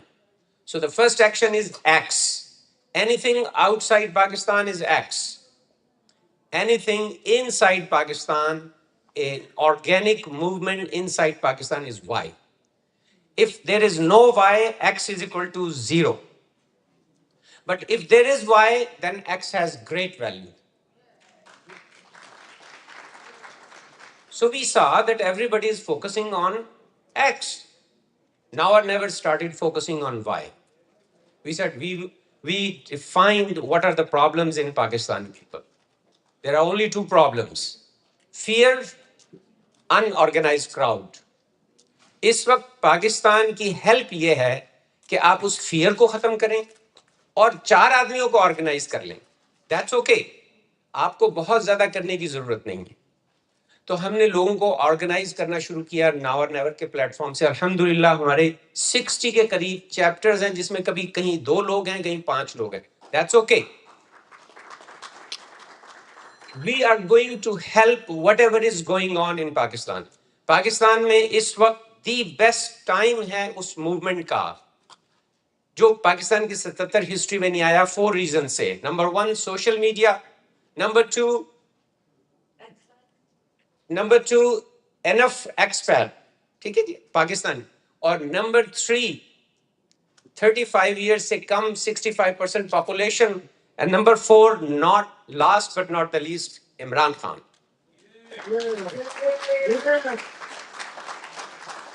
ہمیں ایسا بندہ پھر نہیں ملنے لگا. اس موقع کو ہمیں ضائع نہیں کرنا. تو اب دیکھیے کیا کرنا چاہیے. ہم صرف ناو اور نیور کے پلیٹ فارم سے صرف ایکشنز پہ کر رہے ہیں زور. وجاہت بھائی نے بالکل صحیح کہا ہے. اس وقت لوگ یہاں پر بیٹھے ہوئے ہیں, enough to bring the change. انف. آپ اپنے آپ کو انڈر ایسٹیمیٹ کرتے ہیں. سب سے پہلی بات میں ایک آپ کو ریکویسٹ کروں گا, جب کبھی بھی آپ آرمی یا کسی بھی شخص کے ظلم کی بات کریں, آپ ظلم کی بات نہ کریں, because you are becoming an agent of spreading their terror. ان کی بزدلی کی بات کریں. بیہائنڈ دا کرٹن جو بندہ کام کرتا ہے وہ بزدل ہوتا ہے. یہ بزدل لوگ ہیں. بزدلی کی بات کریں. Every time you talk about their ظلم, ٹاک اباؤٹ دیئر کاورڈنس, بزدلی. تب آپ جا کے کھڑے کرنے کے قابل ہو جائیں گے. دیکھیے ہم نے ڈیفائن کیا ہے 10 actions. No risk, highest risk. آپ جو مرضی لے لیجئے ان میں سے. Number 1 action, commit to 1 hour every day for Pakistan. Every day 1 hour. جب تک حقیقی آزادی نہیں مل جاتی 1 گھنٹہ میں نے پاکستان کو دے دیا. Commit $10 every day. Keep it with you. Don't give it to somebody. Keep it with you. اگر پاکستان میں جب عمران خان کو گرفتار کیا تھا آج تک ہوتے تو ہر بندے کے پاس کتنے پیسے ہوتے؟ $700 multiplied by 10. Okay? G 700 multiplied by 10 because $10. So that's enough to buy anybody there. Okay? وہ کسی لا کو نہیں مانتے. آپ لا کی کیا بات کر رہے ہیں؟ ہمیں کون لا بتا رہا ہے؟ So 2 actions. The third action, ask simple 2 questions. Take out your phone. اس میں سے 100 لوگوں کے اپنے کانٹیکٹ لسٹ نکالیے. ہر آدمی سے 2 اسکریننگ کوشچن کر لیجئے. پہلا screening question, whatever is happening in Pakistan, is it acceptable to you? اپنے بہن بھائی سے, اپنے رشتہ داروں سے پوچھئے. If he says yes, don't talk to him, no مور. اگر اسے ابھی تک نہیں پتا چلا تو اسے اب بھی نہیں پتا چلے گا. Go to the next question. If he says no, it is not acceptable to me, ask him the second question. Do you want to do something about it? Now he is going to tell you all the stories. Listen to the stories and then rephrase the question. Issue is not what I can do and they will change anything. Do you want to do something about? یہ want نکالیے لوگوں میں سے, اپنے رشتہ داروں میں سے, اپنے بہن بھائیوں میں سے want نکالیے. اور اسی کا حصہ یہ ہے کہ document it. In medicine we say if we don't document it, it's not done. So document کہ میں نے محمد افضل صاحب سے فلاں ڈیٹ پہ یہ کوشچن پوچھا, یہ اس کا ریسپانس تھا. Just document it, don't do any discussion. Discussion کی ضرورت نہیں ہے. آپ اب ہمارے 3000 کے قریب ممبرز ہیں, اگر ہر آدمی 100 لوگوں سے کریں تو 30,000 کا آپ کے پاس ڈیٹا آ جائے گا. اس ڈاکیومنٹیشن کو اپنے پاس رکھیے. دیکھیے میں آپ کو بتاتا ہوں, پاکستان کا پرابلم پاکستان کے برے لوگ نہیں ہیں. پاکستان کا پرابلم پاکستان کے اچھے لوگ ہیں جن میں 4 B's آ چکے ہیں. فرسٹ بی بے حسی, the second B بے عملی, we talk, we don't do anything. The third 3, I'm sorry, بے غیرتی. For a small benefit, get a picture with someone, we go on the other side. اور last B وہ ہے بے شرمی. اور ایک اور بھی رہ گیا, ویسے 5واں بھی ایڈ کیا میں نے, بے وقوفی. The stupidity of camouflaging the oppression in the name of a perverted patriotism. Perverted patriotism के जी जंग है तो हम इसको मानते हैं बेवकूफी so please remember screen in और screen out all your relatives and friends in this don't judge them or give them so if you do these four actions there is no risk and inshallah the macro effort then we can do I stop here because inshallah this is the time in next couple of months we will be again going to Pakistan inshallah with 1000 overseas Pakistani and joining the momentum there thank you very much. Thank you very much, Dr. Nasser Shahid. I would like to invite now Dr. Naghma Malik. She's a big supporter of Doctors for Democracy in Apna, and she would like to introduce and invite Moeed Pirzada.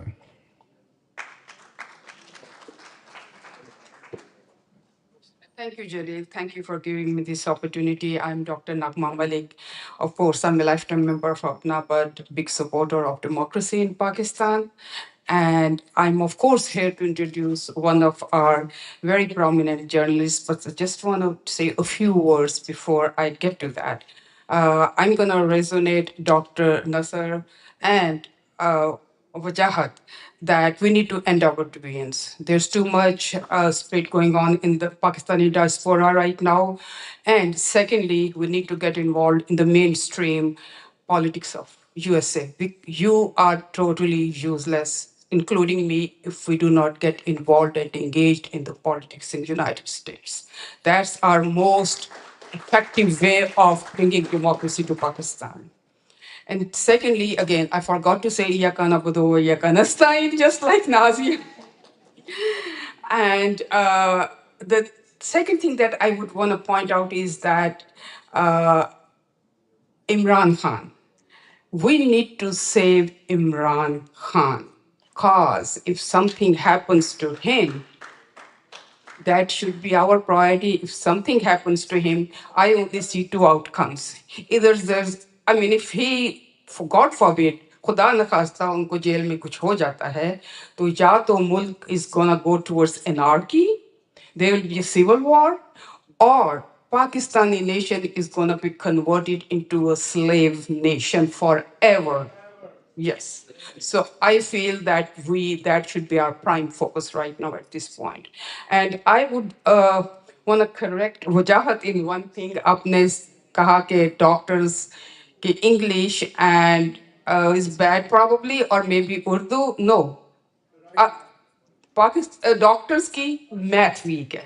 आपने देख लिया 1-5 and they gave you all the wrong answers. So, now I have the honor to introduce Dr. Moeed Pirzada, who is a prominent journalist who worked with top channels in Pakistan as an anchor and editor of strategic affairs. He studied international relations at Columbia University, and he studied law at the London School of Economics.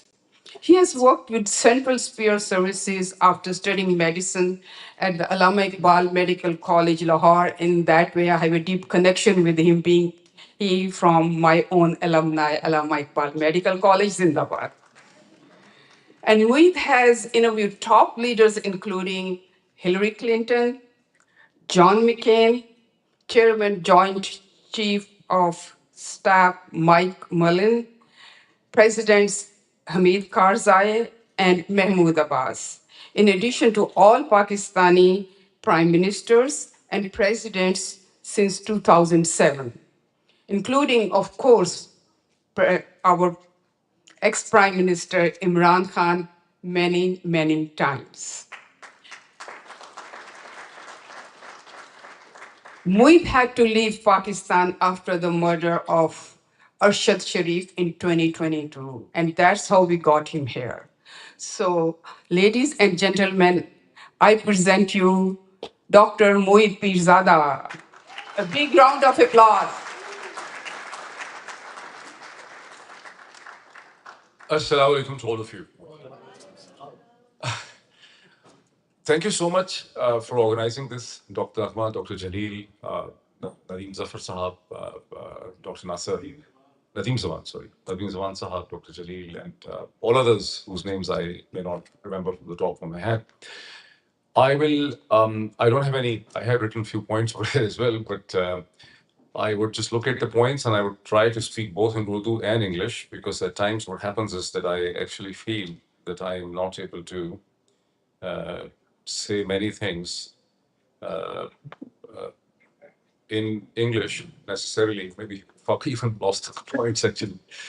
So the first thing is this, that as Wajahat also noted, once again, I appreciate the fact that Dr. Zahida and all others and all of you have been able to organize this seminar and this congregation despite its blocking and ban by the Apna's main top leadership, right? Which is very unfortunate, right?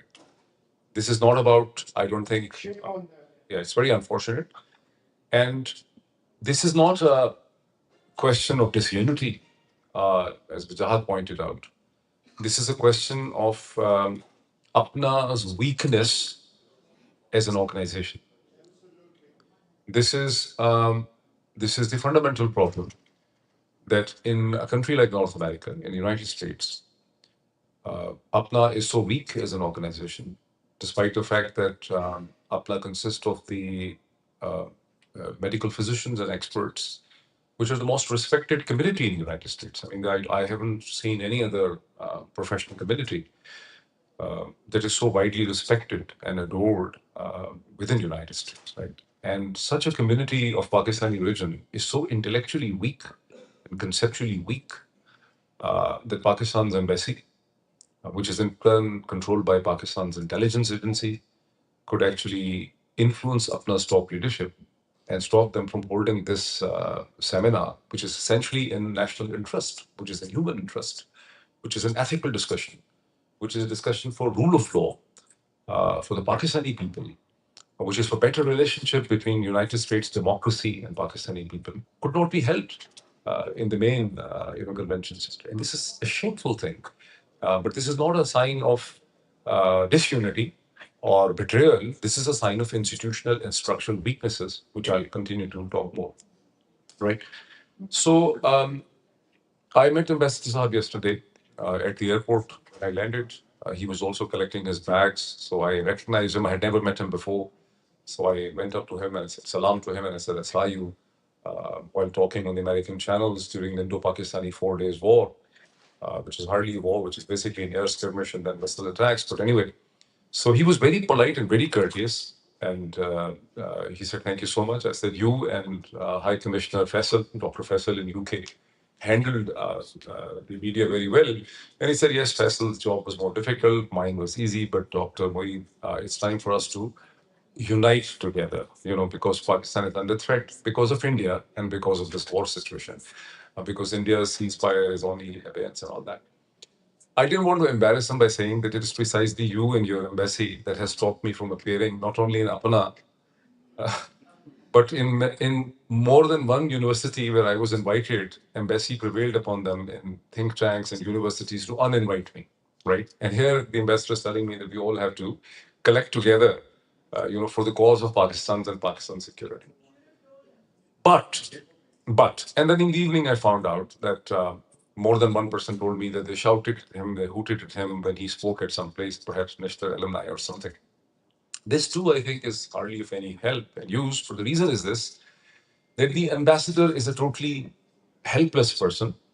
On his own, as a diplomat, he doesn't think necessarily for Pakistan Foreign Office, as I read from American authors and from Indian authors, that for every dollar and dime which the Pakistan Foreign Office ever spent on its diplomats, they have produced remarkably better diplomats, very capable diplomats. But he's subject to a certain kind of control. His embassy is run by the agency and by the elitist control from Pakistan. So he's hardly to be blamed for what's really happening. In a similar fashion, it is not the Pakistani military officers or military as a community that is to be blamed for what is happening in Pakistan. I mean, this is the common reference is this, that sare hi bure hai, because sare privilege hai, what is happening in Army Welfare Trust, and they're all benefiting, they're getting the plots and all that. I don't think this is the real issue. I think Nasser Sahab or someone was actually saying that we have 4 problems of bees and 5 bees उन्होंने add कर दिए. Bishoply, they have these, some things like this, you know. Uh, when you look at what's happening in Pakistan, Ambassador Saab ke साथ जो हो रहा है, what is the situation and the plight of Pakistan's army officers and Pakistan civil services and bureaucracy and Pakistani media. It is not Besharmi, Beharti, disunity. It is an elitist control of the state of Pakistan from the very beginning. If we continue to say these things, कि ये बेशर्म हैं, ये बेगैरत हैं, ये डरपोक हैं, ये बुज़दिल हैं, we actually essentially fail in the cause of Pakistan because जिस चीज़ को हमें understand करना है, वो ये terms उसको define नहीं करती. Like, sorry Ryan, I think what you told me, you're also sitting because I didn't see anyone else. That's why my apologies. I'll come back to English, you know, because I just looked around. I thought there's no Gora face here, you know. So, you understand the word Gora? You understand, you know, because we are a formal. The word Gora has actually been never used for the Americans. The Gora was actually a term that has been used in South Asia, essentially for the British, you know, for the East India Company people. So you're not a Gora from that point of view, anyway. But so it is not the Besharmi, Begharthi, Buzdali, and the weakness of the Pakistani people. It essentially is a failure to understand the process of history. It's a failure of political consciousness. It's a failure of intellectual consciousness right from the word beginning, from the creation of Pakistan, that the state of Pakistan has not been able to create national institutions that represent the will and the interest and ethos of the people of Pakistan. The Pakistani institutions, which the state of Pakistan inherited from the British imperial order, unlike India, were never changed, modified, transformed to represent the national interest. While India had a robust, it inherited a robust political leadership in the form of Congress and a very capable prime minister and leader who had a very strong team like Pandit Jawaharlal Nehru and the others, like the people who wrote for Dr. Ambedkar and the others who wrote and developed. The first thing they did and set to do was to develop a humanistic constitution for the Republic of India. And they took almost 2-3 years in developing this. The Pakistani state inherited wholly and solely the institutions of the British Empire, the military, the bureaucracy, and everything else, which were created, fashioned, and structured for representing the interest of the British Empire, which after the Second World War was taken up by another big imperial order, that was the United States. So Pakistan never it never had the institutions, and the conflict with India was used to basically instill fear. 77 years, the whole purpose of the unity in which the people of Pakistan have been subjected and have not been able to develop the political consciousness. One single factor defines it, that is an exaggerated fear of India. The first important thing in terms of political consciousness, which Pakistani people, especially when you are here in the United States, have to think of finding the ways that how can you engage the Indian diasporas while you are in United States or in Canada or in UK. You can start that important process of engaging them, the educated people. Why APNA, which only in 2004 was able to hold at least one session, but API, which is the Association of the Indian Physicians, why APNA is not able to basically hold at least one joint session on culture, on cuisine, on language with the Indian physicians in North America. This would be first important steps. It is not buzdali, beharti, it is not disunity. It is the lack of sense of direction and political understanding. It is what is happening in South Asia. It is the fear of the India that ultimately is used to chain and subjugate the people of Pakistan. All right. And I would look to forward to your questions on this. Now, my second point is, yesterday I met more than 100 people. I was literally couldn't stand on my feet in the end. Some in corner meetings, 4 or 5 people together, some in one meeting walking around. And everybody said to me with helplessness, with pathos and ethos, कि Imran Khan का क्या होगा? What is the future of Imran Khan? What will happen to Imran Khan? Will they ever release him? Then they said, they will never release him. Someone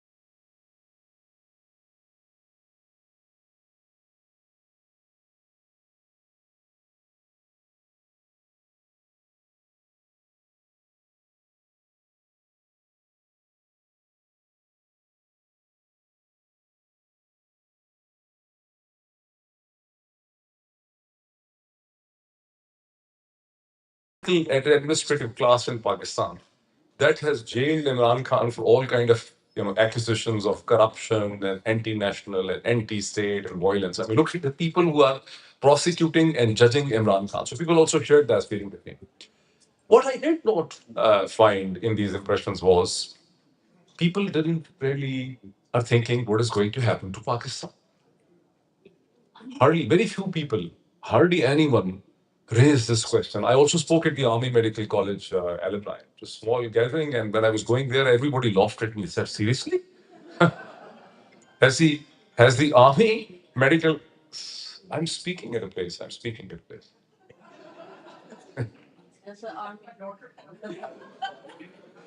I will call you back in 5 minutes.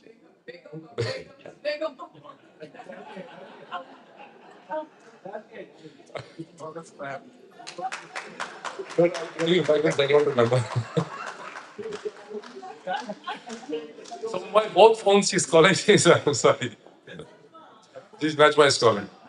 So hardly anyone. No, it's my wife calling.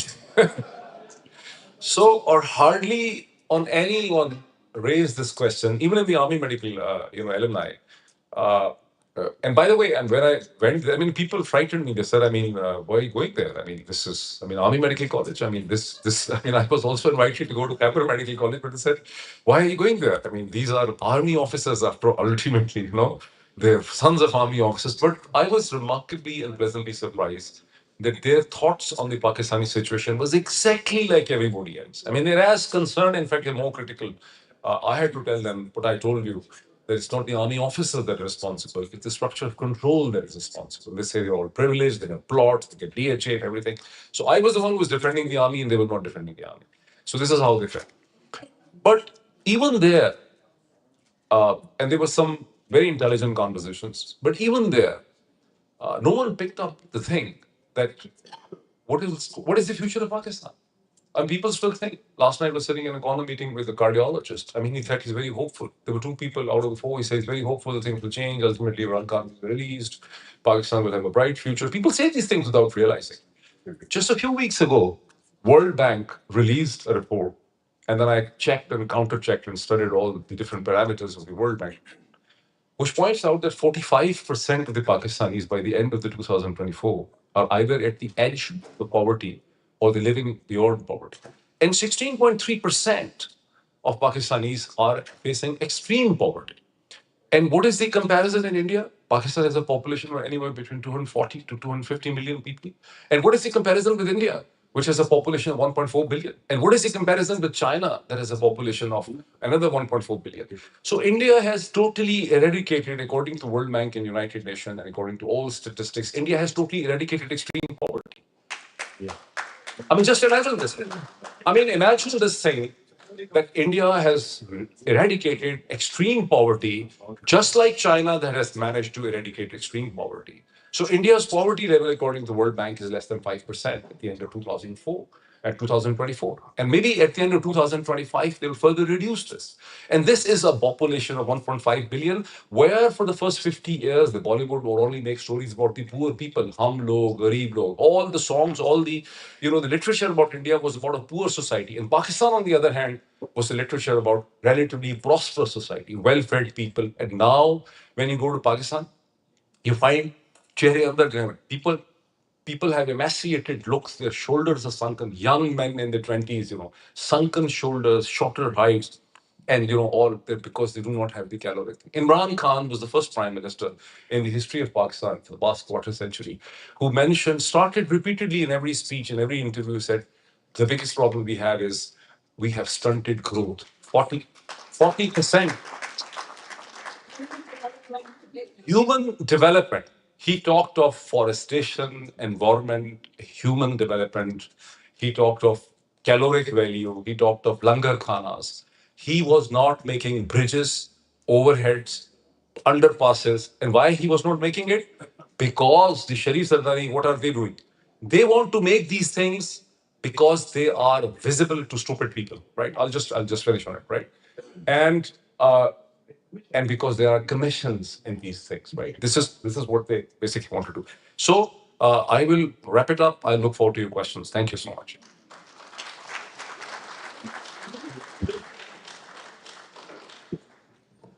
Assalamu alaikum. I'm out of turn this time, but I must welcome, just like we did our elected officials, all our leaders, and especially the guests. So I do want to recognize our special guest, the Deputy Speaker of Pakistan, Assembly of Pakistan, Qasim Khan Suri. Thank you for being here.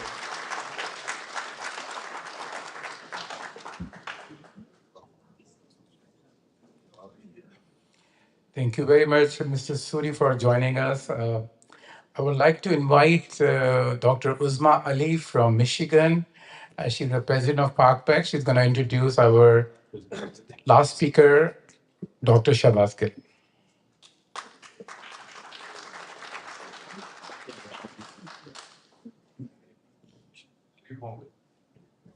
Assalamu alaikum, everyone. It's my honor to introduce Dr. Shabaz Gill. He is a Pakistani academic. He taught at University of Illinois. He's a politician, former provincial spokesperson to the government of Punjab, and former special assistant, to Prime Minister of Pakistan, former Prime Minister of Pakistan, Imran Khan. And he's a very popular vlogger than most of us here in our household every single day.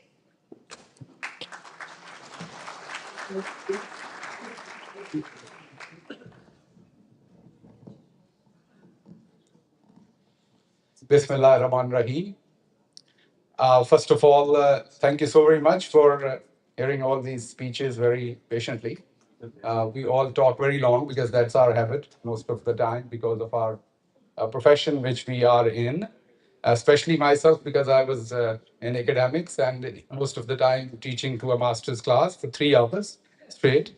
So that's a stamina you build, and when you speak like 1.5 hour, you can give break for 5 minutes to your students. So that's usually you think a normal thing.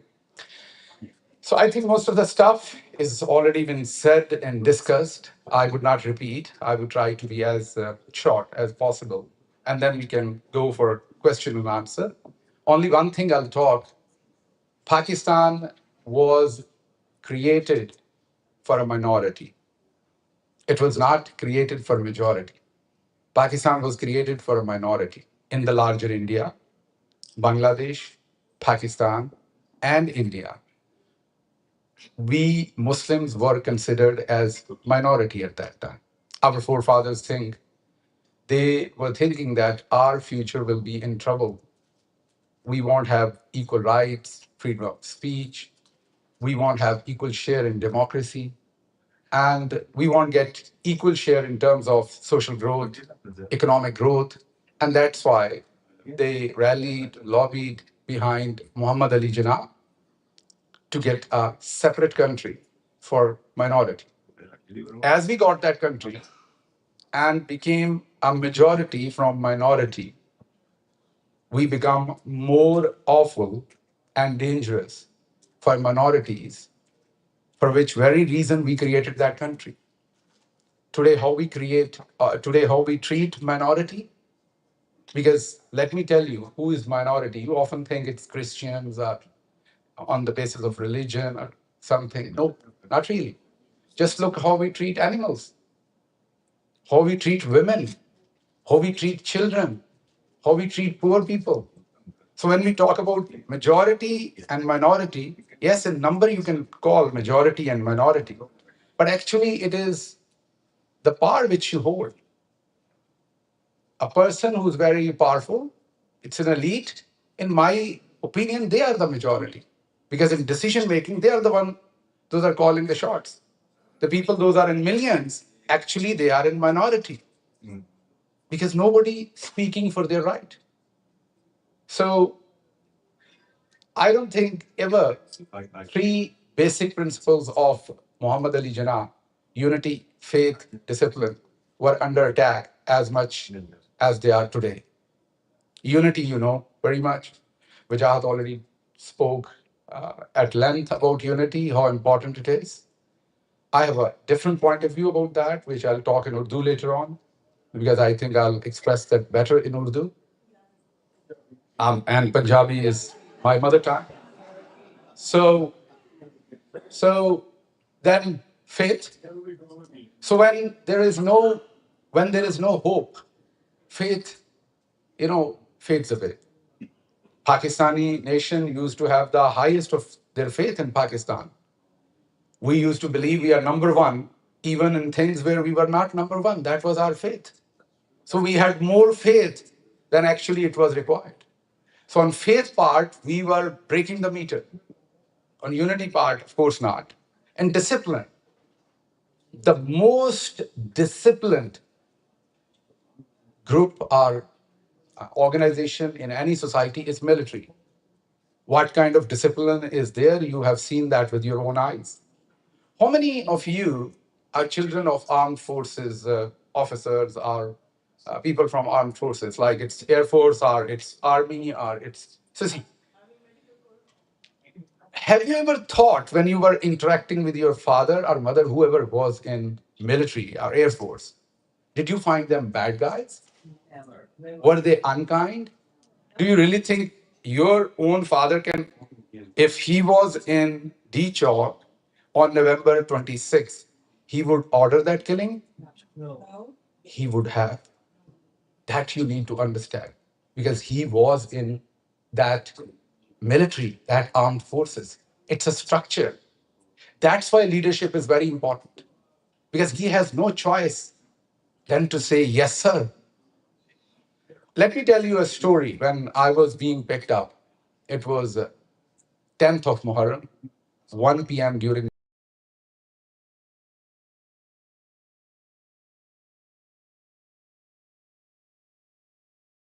to do with me. They picked up and then they were deciding what exactly to do with. So the whole thing happened maybe too quickly, or maybe the department which picked me, they were not sure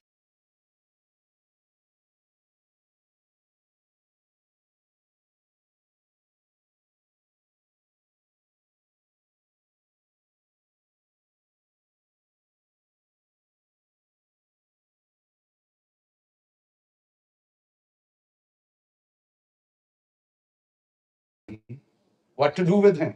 So they were talking while I was in the vehicle. They were talking and they were taking directions what to do, now where to take him. So first maybe the decision was to give me to police. Then they kept me in a vehicle. And then there was a new direction to take me to a safe house or whatever the place was with the agencies. And how do I know? Because I could hear outside the vehicle, they were talking to each other. So when they were taking me to whatever the place that was, somebody called them, and the officer who was sitting, he was talking to him, and he told him that बड़े साहब ने कहा है कि इन्हें police को नहीं दे, इन्हें ले जाएं, बड़े साहब. So they took me to the place, and I think there were 4 or 5 people those were beating me. And they were pretty strong, I would say. That's why I would say the defense of Pakistan is in strong hands. So I still remember when the first slap they gave on my face, I think my jaw cracked right away. Like it was so handed slap. I never thought a slap would be that painful. But let me tell you, there were four of them who were beating me. And somebody was using kicks, somebody was using a stick, somebody was using hands, and I was handcuffed. A chief of staff of most powerful Pakistani political leader, and one of them was not actually beating me.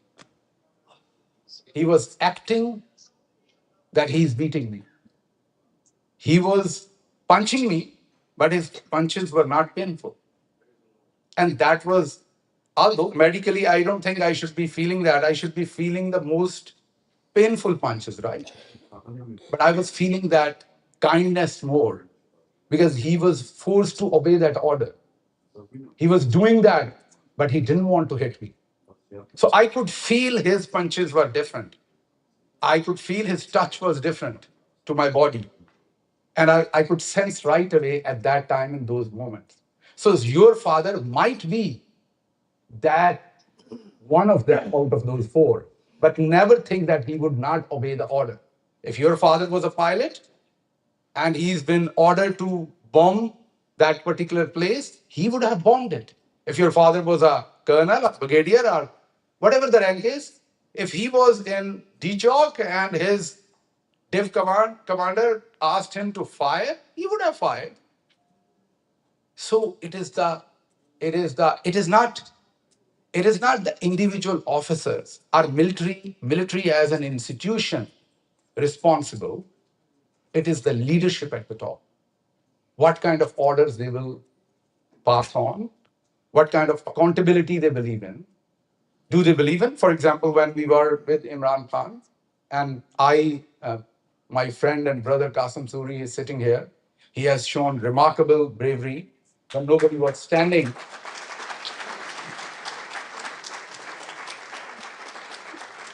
He must have remembered that night when we were gathered in Prime Minister's chamber, I think 12 or 14 of us. That day, my role completely changed. And that was the day which made me a prime suspect later on. So that day, the whole bureaucratic and I would say military side chain of command, which is with the Prime Minister, that day we practically, you can say, we suspended it. So everything which was Prime Minister wishing or desiring that last day, that was happening through me, although that was not my portfolio or my job. But that day he called me at his residence in the morning and he told me that today you have to do all these things.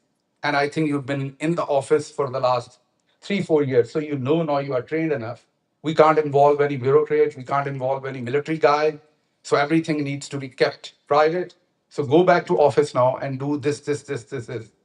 And I started doing, and then Qasim and other folks came in, and he knows that I think there were only 2 people in the room. Those believe that we should fight back. I was one of them. Actually, there were 3 people. One of them was Imran Khan, the core one, who wanted to fight back. I told Imran Khan, right in that room, I think Qasim must have remembered, and I don't want to name the other gentleman because he is in Pakistan, so he could have he could be in trouble because of that. So I told him that there are so many in Islamic history. Hazrat Maula Ali been assassinated, shaheed kiya gaya, Hazrat Umar, Hazrat Usman, but everybody remembers Hazrat Imam Hussain because he got, of course, martyred, but the way he presented himself and stood on his ground, that is what makes him different than everybody else in Islamic history. So I said we should not let it happen the way military wants it to happen. We should say no, which this gentleman said, and I'm very thankful to him in the National Assembly. But my point of view was to say it again, second time. and then let them do whatever they want. They'll still do, because let me tell you, only Prime Minister knew that people of Pakistan are standing with him. At that time, none of us knew that you guys are actually standing with him. Pakistanis must regret that day. Had they came out before that vote of confidence, today's Pakistan would have been different. You have shown courage, you have shown resilience, but little late. At that time, your prime minister was fighting alone in that chamber because you guys were not on the streets. Had it been in any other country, millions of people would be on the streets, and prime minister would never let that vote of confidence happen. When we had folks like Qasim and others in the assembly, we could have taken more, I would say, tougher stance, but that didn't happen exactly. The reason was we didn't get that kind of support few hours earlier as it is required. Majority of you are physicians and you know when it's bleeding, how time, how critical it is to fix it on time, right? Give the treatment on time. So it is just like Pakistani democracy was bleeding and we didn't react exactly the way we should have. We did react, but that was late. So I still remember. So now I'll go into Urdu, Ryan, because I think I'll express better.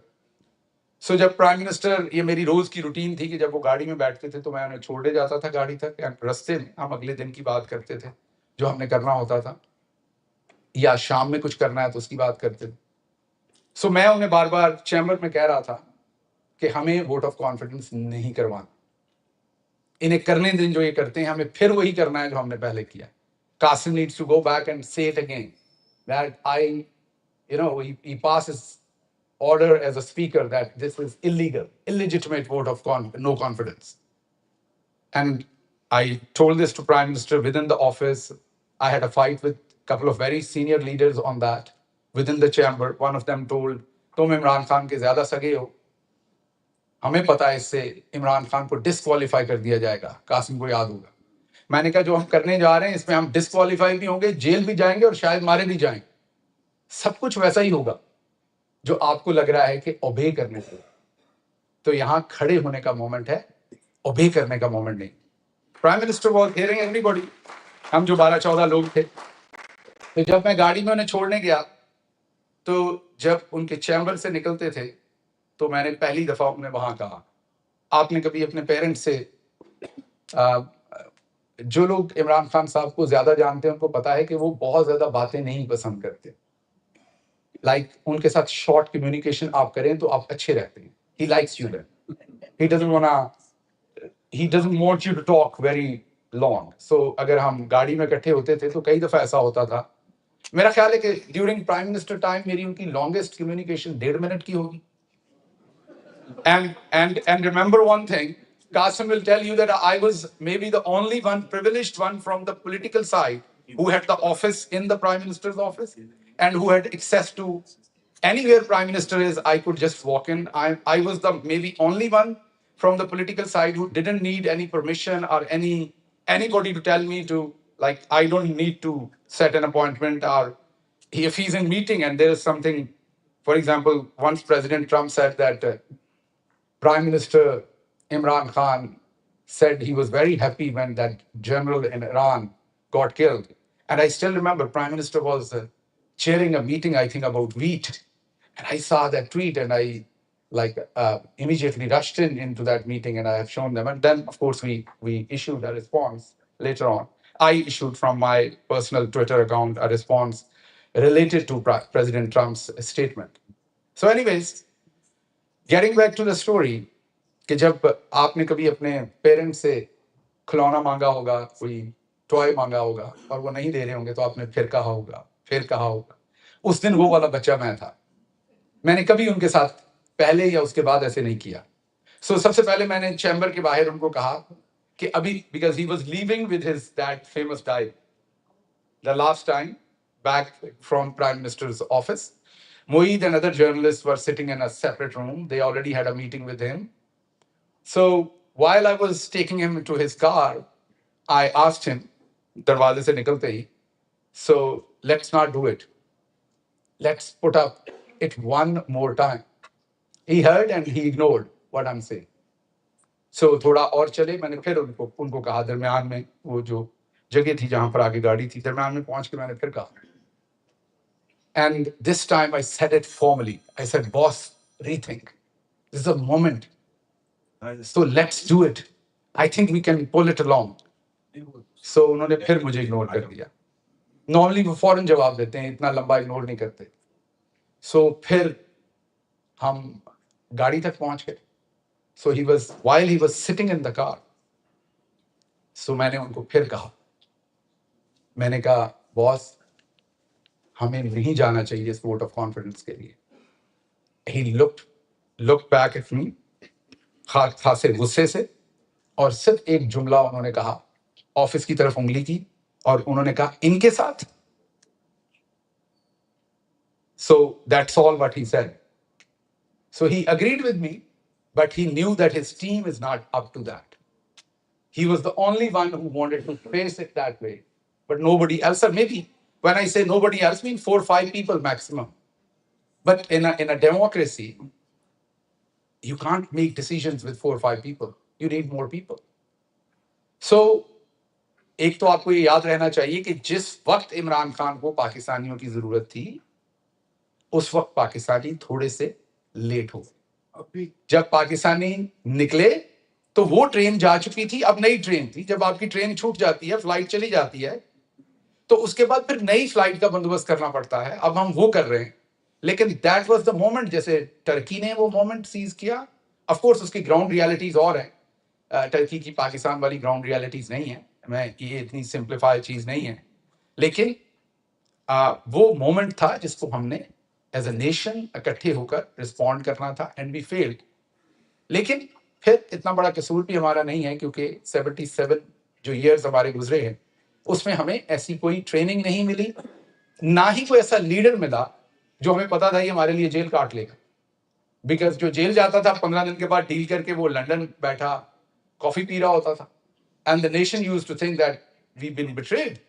The political leader already signed a deal and left without even taking his voters and people in confidence. So लोगों का politicians के ऊपर ऐसा एतमाद नहीं था. इमरान खान पर आपका चैरिटी में एतमाद था, ईमानदारी में एतमाद था, गवर्नेंस में एतमाद था. लेकिन आप में से भी बहुत सारों को नहीं पता था कि वो इस दिलेरी के साथ जेल काट.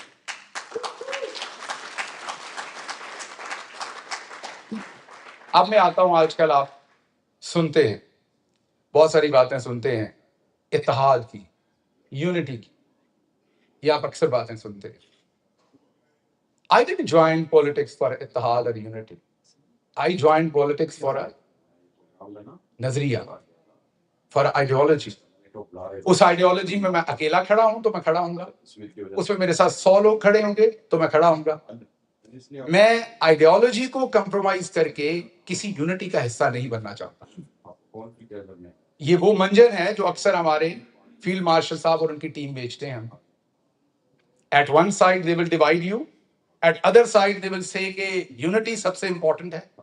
But on what price? Unity में तो कूफा पूरा भरा हुआ था. हजरत इमाम हुसैन के साथ तो 72 थे सिर्फ. तो उनके साथ किसी ने यूनिटी क्यों नहीं दिखाई थी? वो गलत कर रहे थे, तौबा नाउज़ुबिल्लाह. सबको पता था वो ठीक कर रहे हैं. और यूनिटी में तो फिर यही था कि वो यजीद की बात कर लेते, यूनिटी हो जाती, डिवाइड होता ही ना. So when you take up a position, a principle position, you are often alone, and you should have the courage then to stand up and fight for that cause even if you are alone.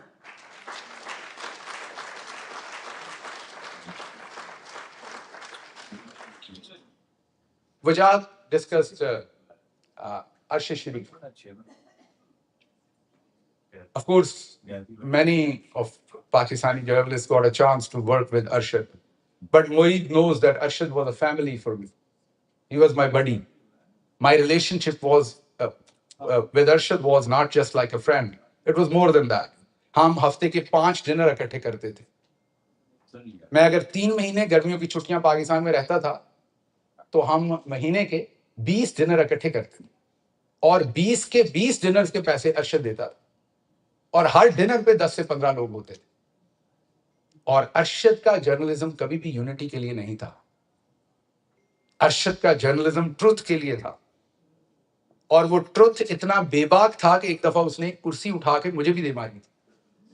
صرف میں نے اسے ایک private dinner میں یہ کہا تھا کہ میری موجودگی میں don't criticise prime minister Imran Khan while I'm sitting here because I'm his spokesperson. It is not ethical, moral that I'm sitting with you in a private discussion and you are criticizing, although you are my friend. Rauf Klasra, Khabar Gumman, Adil Raja, they were present at that dinner. وہ اٹھا, جس کرسی پہ بیٹھا تھا اس نے, because ہم بہت پرانے دوست تھے, جس طرف میں بیٹھا تھا اس طرف نہیں, تاکہ مجھے چوٹ نہ لگے, اس نے دیوار میں کرسی ماری اور وہ اٹھ کے چلا گیا. And the very next thing which all of us were talking, کہ اب یہ چلا گیا, اب کھانے کا بل کس نے دینا ہے. I still remember Rauf Klasra saying, گل صاحب آپ کا بیڑا غرق, اب کھانے کا, میرا خیال Khawar گھومن then paid that bill. So what I need to tell and share with my very good friend Wajahat, that سبھی کا اپنا اپنا پروفیشن ہوتا ہے. عمران خان نے یونٹی کی پالیٹکس نہیں کی, عمران خان نے نظریے کی پالیٹکس کی. یونٹی کی پالیٹکس تو نواز شریف کرتا ہے, یونٹی کی پالیٹکس تو آصف زرداری سب سے بڑا یونٹی کا. مولانا فضل الرحمان وہ سبزی میں آلو کی طرح سب کے ساتھ ہی چل جاتا ہے.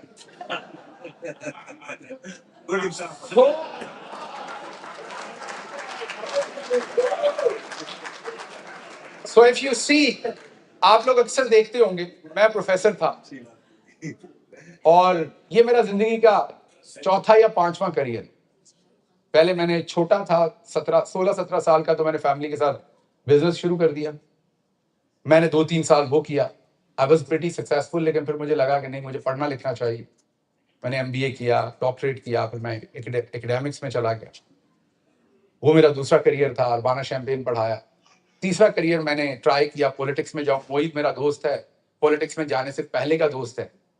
سو اس نے اور اس کی بیگم نے مجھے بڑا سمجھایا کہ یہ تو گندا سا کام ہے, اس میں کہاں پڑھ رہے ہو, because they used to come to Urbana Champaign for conferences and other things, and they had seen my life in the university, کہ میں کیا کام کرتا تھا, میری کیسی لائف تھی, کتنی اس میں ایز تھی, کمفرٹ تھی. میں یونیورسٹی کے انٹرنیشنل پروگرامس میں بھی کام کرتا تھا, پوری دنیا میں گھومتا تھا, ٹریول کرتا تھا. سو اس نے مجھے کہا کہ یہ بہت رف ہے, نہیں کرو. تو وہ میرا تیسرا کریئر تھا. اس کے بعد اس میں سے نکلا تو یہ وی لاگنگ میرا چوتھا کریئر ہے, آپ کے ساتھ انگیج کرنا. تو آپ سب سوچتے ہوں گے کہ میں جرنلسٹ تو نہیں ہوں, لیکن انہی کے ساتھ کیسے گزارا کر جاتا ہوں.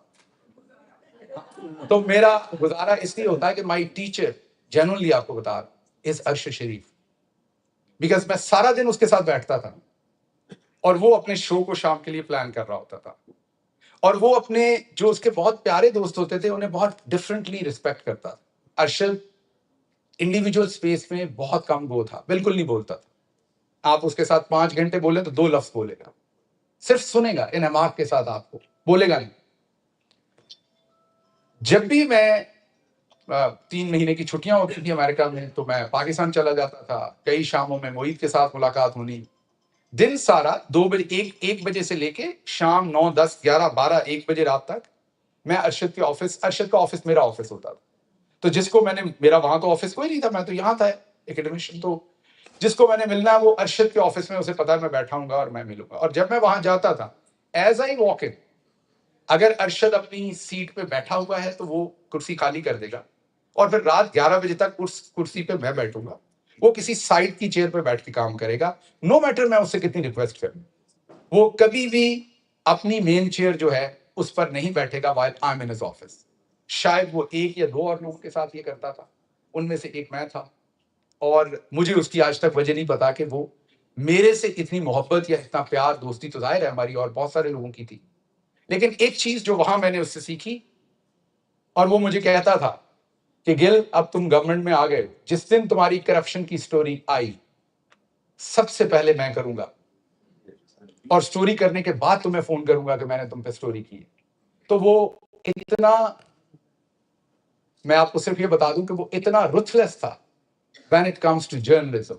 میں نے پاکستان میں اس کے پائے کا کوئی جرنلسٹ نہیں دیکھا. یہ اس لیے نہیں کہہ رہا کہ وہ میرا فرینڈ تھا یا وہ شہید ہو گیا. میں پہلے بھی بہت دفعہ کہہ رہا ہوں, اٹ از لائک زمین اور آسمان کا جتنا فرق ہوتا ہے, اتنا فرق تھا. تو جب میں اس کو جرنلزم کرتے دیکھتا تھا, سارا دن سٹوری ایک آئی ہے, اس کو کیسے کنفرم کرنا ہے, ریکنفرم کرنا ہے, اس میں جھوٹ کی آمیزش کیا ہے, سچ کی. تو ایک قسم کا میں بیٹھا, وہ گاؤں میں بزرگ کہتے تھے پتر سیاڑیاں کو بہو گے سیانے ہو جاؤ گے. سو اس بات کی سمجھ مجھے اب آتی ہے کہ عمران خان صاحب کے پہلو میں کام کرنے سے مجھے کیا سمجھ آیا, ارشد کے پاس بیٹھنے سے مجھے کیا سمجھ آیا. تو میں آپ کو صرف یہ بتاؤں گا کہ پرنسپل پر رہیے, یونٹی کا فکر مت کیجیے. یونٹی ہے یا نہیں ہے, آپ اکیلے بھی کھڑے ہیں, اگر آپ پرنسپلز پر کھڑے ہیں تو بالکل ایسی کسی یونٹی کو بائی مت کیجیے جو آپ کے پرنسپلز پر کمپرومائز کر کے آپ کو وہ یونٹی پرووائڈ کر رہی ہے. کیونکہ اگر آپ, کوئی شک نہیں کہ آپ کے ساتھ 1000 لوگ بھی ہوں, لیکن اگر وہ آپ کے ساتھ نہیں ہیں, ختم کر دوں, اوکے, اگر آپ کے ساتھ وہ 1000 لوگ بھی نہیں ہیں, اندر سے نہیں ہیں, تو آپ اکیلے ہی ہیں. لیکن نقصان کیا ہوگا, آپ کو ان 1000 لوگوں کی باتیں بھی سننی پڑیں گی, آپ کو ٹائم بھی ویسٹ کرنا پڑے گا, اور اینڈ آف دا ڈے آپ اکیلے ہی کھڑے ہیں. بہت ساری ایسی خواتین جن کی, یا مرد جن کی 10-15 سال بعد علیحدگی ہو جاتی ہے, وہ ان سے بات کریں تو ایک چیز ضرور کہتے ہیں کہ بڑی دیر سے ہوئی, کاش پہلے ہو جاتی. I would have more time to build my life. میں نے ضائع کیا time. So I'm a believer کہ جس سے میرا نظریہ نہیں ملتا, لگدی نالوں ٹوٹدی چنگی بے قدرے دی یاری, لگدی نالوں ٹوٹدی چنگی بے قدرے دی یاری, پلا ہویا لڑ لاگیوں چھٹیا عمر نہ بیتی ساری. بہت شکریہ. Thank you very much, Dr. Sahib. Aapka bahut shukriya. Also, I'd like to acknowledge PTI OIC chairperson, Mr. Sajjad Barki. Thank you so much for being here. He's a good friend, and he came all the way from Houston, and we really, really appreciate it. Thank you so much for joining us. Thank you.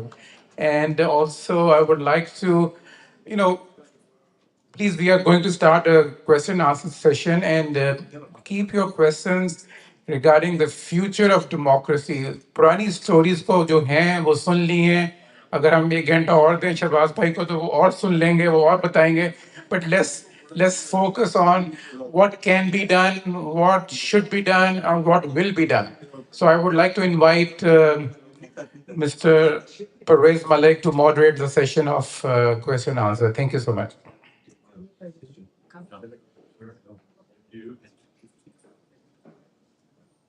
Well, it's going to be a long day. I'm going to be sweet, simple. Before we start, the esteemed panel that we have here, and Dr. Saab, you will have to get off the phone very soon. Yeah. All right. So I'm going to just simply, Assalamu alaikum, everybody else. ہر آدمی مجھے یہ سوچتا تھا کہ میں اردو بول سکتا ہوں کہ نہیں, میں بڑی اچھی پنجابی اردو سبھی بول سکتا ہوں میں. مگر سوال یہ کہ کچھ ہمارے اسپانسرز ہیں یہاں پہ, because we are not state sponsored, we are not federally subsidised. So then we have some special friends and some special sponsors who have taken the authority and they have contributed towards today's event. For all our guests who are coming from different places from North America, and there's all the other beautiful guests that are sitting here tonight, this afternoon. So a special thanks for Asghar Kazi and Safdar from Arizona, Dr. Diba, and Dr. Hayat Khatak. Then also I'm going to really appreciate our sponsor Abdul Naeem from Terra Homes. If Abdul Naeem is here, please rise to the occasion, show us your face. And he's right there in the back. He's setting some beautiful homes. He's got some layout and floor plans. And just to let you all know that, okay, please, just sit down there. Just take it easy, please. Just kill the commotion for a second, okay? Sponsors are very important. These are the people who pay you money to bail you out of the jail. These are the people who's going to do a lot of stuff for you. So please recognize Naeem, who's Abdul Naeem, who's selling these homes under Tetra Homes. And he's right there in the back if you all need to go and find those homes. By the way, just to let you know, I'm a certified instructor from the state of Texas to teach commercial real estate. So maybe there's a point or two that I can simply help you. Then I have MYNX. This is a software company. Brian Stinson is the guy. He's the business development representative here in Dallas. And apparently he has moved on and gone to another event. But thank you so much for all of you for being here. अच्छा अब दूसरा ये है कि I'm going to be very short. I'm going to be very simple. Just to आप लोगों को बता दूं कि I've done this for 30 years in Dallas. I have interviewed Benazir जैसे लोगों के साथ भी किया है, परवेज मुशर्रफ को भी किया है, and on top of everybody else that I have debated and interviewed और जो coordinator moderation की है, that is Imran Khan, I think multiple times that I have done in Dallas. So I have raised to the occasion. I'm very subtle, I'm very simple, and I'm going to put the questions to the core, and we're going to make meaningful for everyone that I've met. You guys are phenomenal. So Parvez Musharraf, Benazir Bhutto, all those people are nothing in front of the crowd that I have here in Dallas. So round of applause for all of you. All right, so now I have these are the beautiful intellectual people from Pakistan.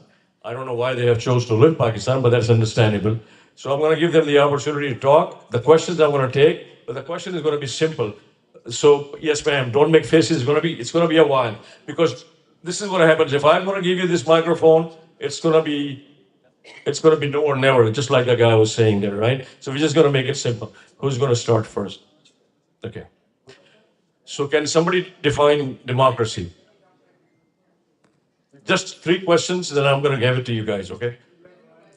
Ryan, can you define democracy? It is the sense that people have that they are in control of the destiny of their country. And it has nothing to do with elections, really. It's not working. Let me find a slot to sit. Yeah, hold on. Can I get Can I have somebody get a chair for me? I think. Thank you very much. Thank you, Qasim Suri Saab. Thank you for coming, Barki Saab. Thank you for being here from Houston and Gill Saab and everybody else. So, पहला सवाल ये था कि what is democracy? Just in simple words, I'm going to ask you this, boss. You tell me first, what is democracy? Because democracy, you said there are all kinds of democracy, right? तो पाकिस्तान की democracy में और America की democracy में थोड़ा फर्क है. Just tell us. ठीक है, मैं compare करूँगा, तो I'll deal with it. Okay, let me do that.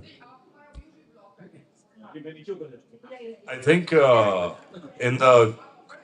in the classic, that's a good idea. I think in the classic American description, it's a rule by the people and for the people and of the people. But it really depends in the Pakistani context of who the people are. And unfortunately, the American description does not apply at all to Pakistan. Democracy has been hard won. And पहले खाली कुछ मर्द हजरात vote करते थे, BD units जो थे. अब जो हाल है, जो वोट करते भी हैं उनका वोट एक्सेप्ट नहीं किया जाता. So I think अगर आप समझ रहे हैं कि democracy can only be defined by elections, I'm not quite sure that's the right description. Wonderful. So that's an answer. Pakistani democracy is different. Second question is, Gil साहब ने कहा about field marshals. So field marshal की qualification क्या है?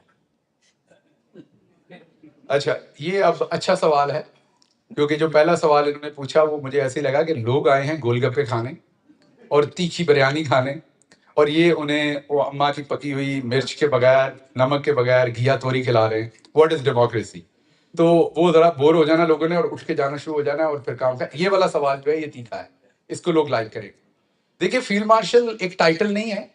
अगर तो आपने बाकी जंग लड़के लिया है और किसी ने आपको वो टाइटल दिया है, तो फिर तो field marshal is a very important, एक बहुत ही डिग्निफाइड, एक बहुत ही ऑनरेबल टाइटल है. लेकिन अगर आपने खुद ही अपने आप को कहा है तो फिर एक माइंडसेट है, और मेरे ख्याल में उस माइंडसेट का इलाज होना चाहिए लीगली, डेमोक्रेटिकली, ताकि उस माइंडसेट को रिपीट ना होते हमारे सामने देखा जाए बार बार.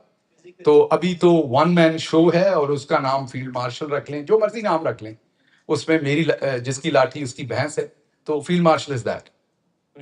अच्छा, तो दुनिया में 2 फील्ड मार्शल रहे हैं जिनको फील्ड मार्शल माना जाता है.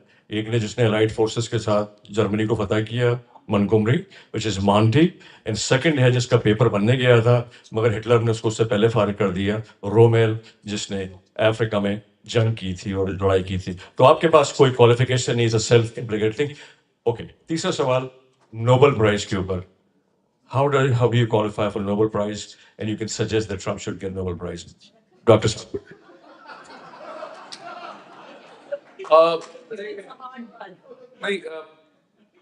دیکھیے نوبل پیس پرائز تو has become a very political thing over the years.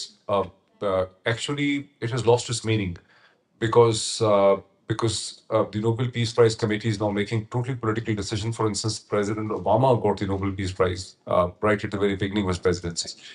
And this has created the crisis for Trump because 3-4 American presidents have got the Nobel Peace Prize. Perhaps none of them were really deserving for the Nobel Peace Prize. So Trump might also get the Nobel Peace Prize because he's lining up so many states, Pakistan, then Israel, maybe the UAE joins in, maybe the Saudi Arabia joins in.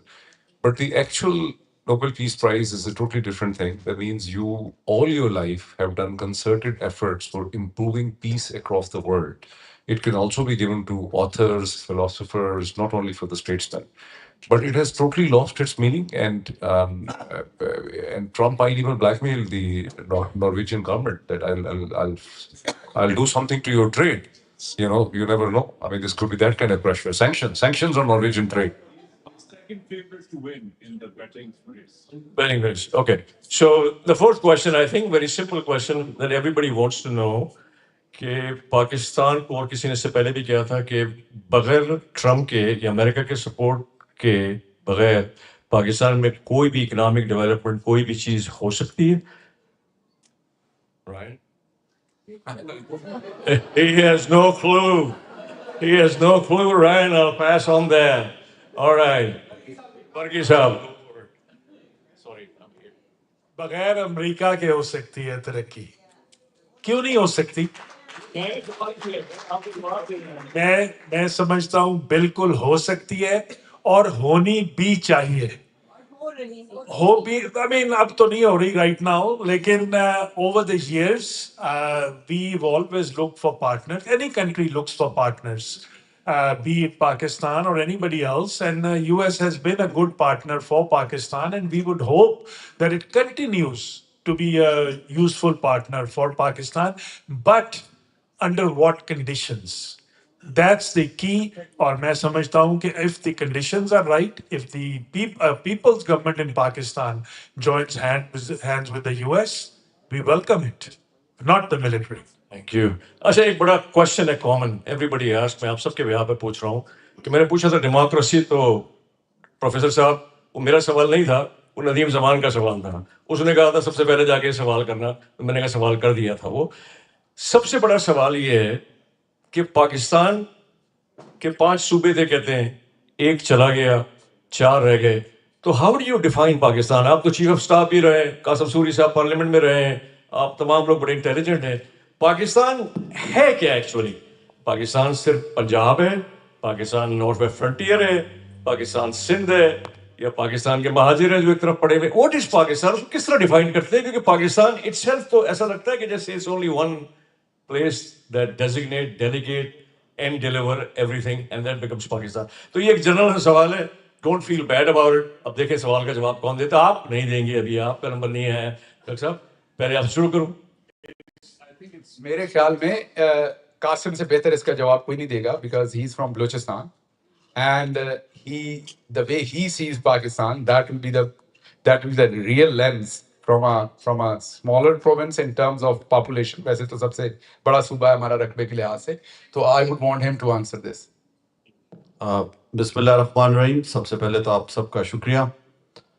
اور جو سوال پوچھا ہے اس کا سادہ سا ایک جملے میں جواب ہے کہ ایک ملٹری اسٹیٹ ہے. یہ وہ ملک ہے. Round of applause. That's the answer I was looking for. وہ ملک جس کا تو خواب تو علامہ اقبال نے دیکھا تھا اور قائد اعظم نے کیس لڑا، ملک لیا ہمارے لیے.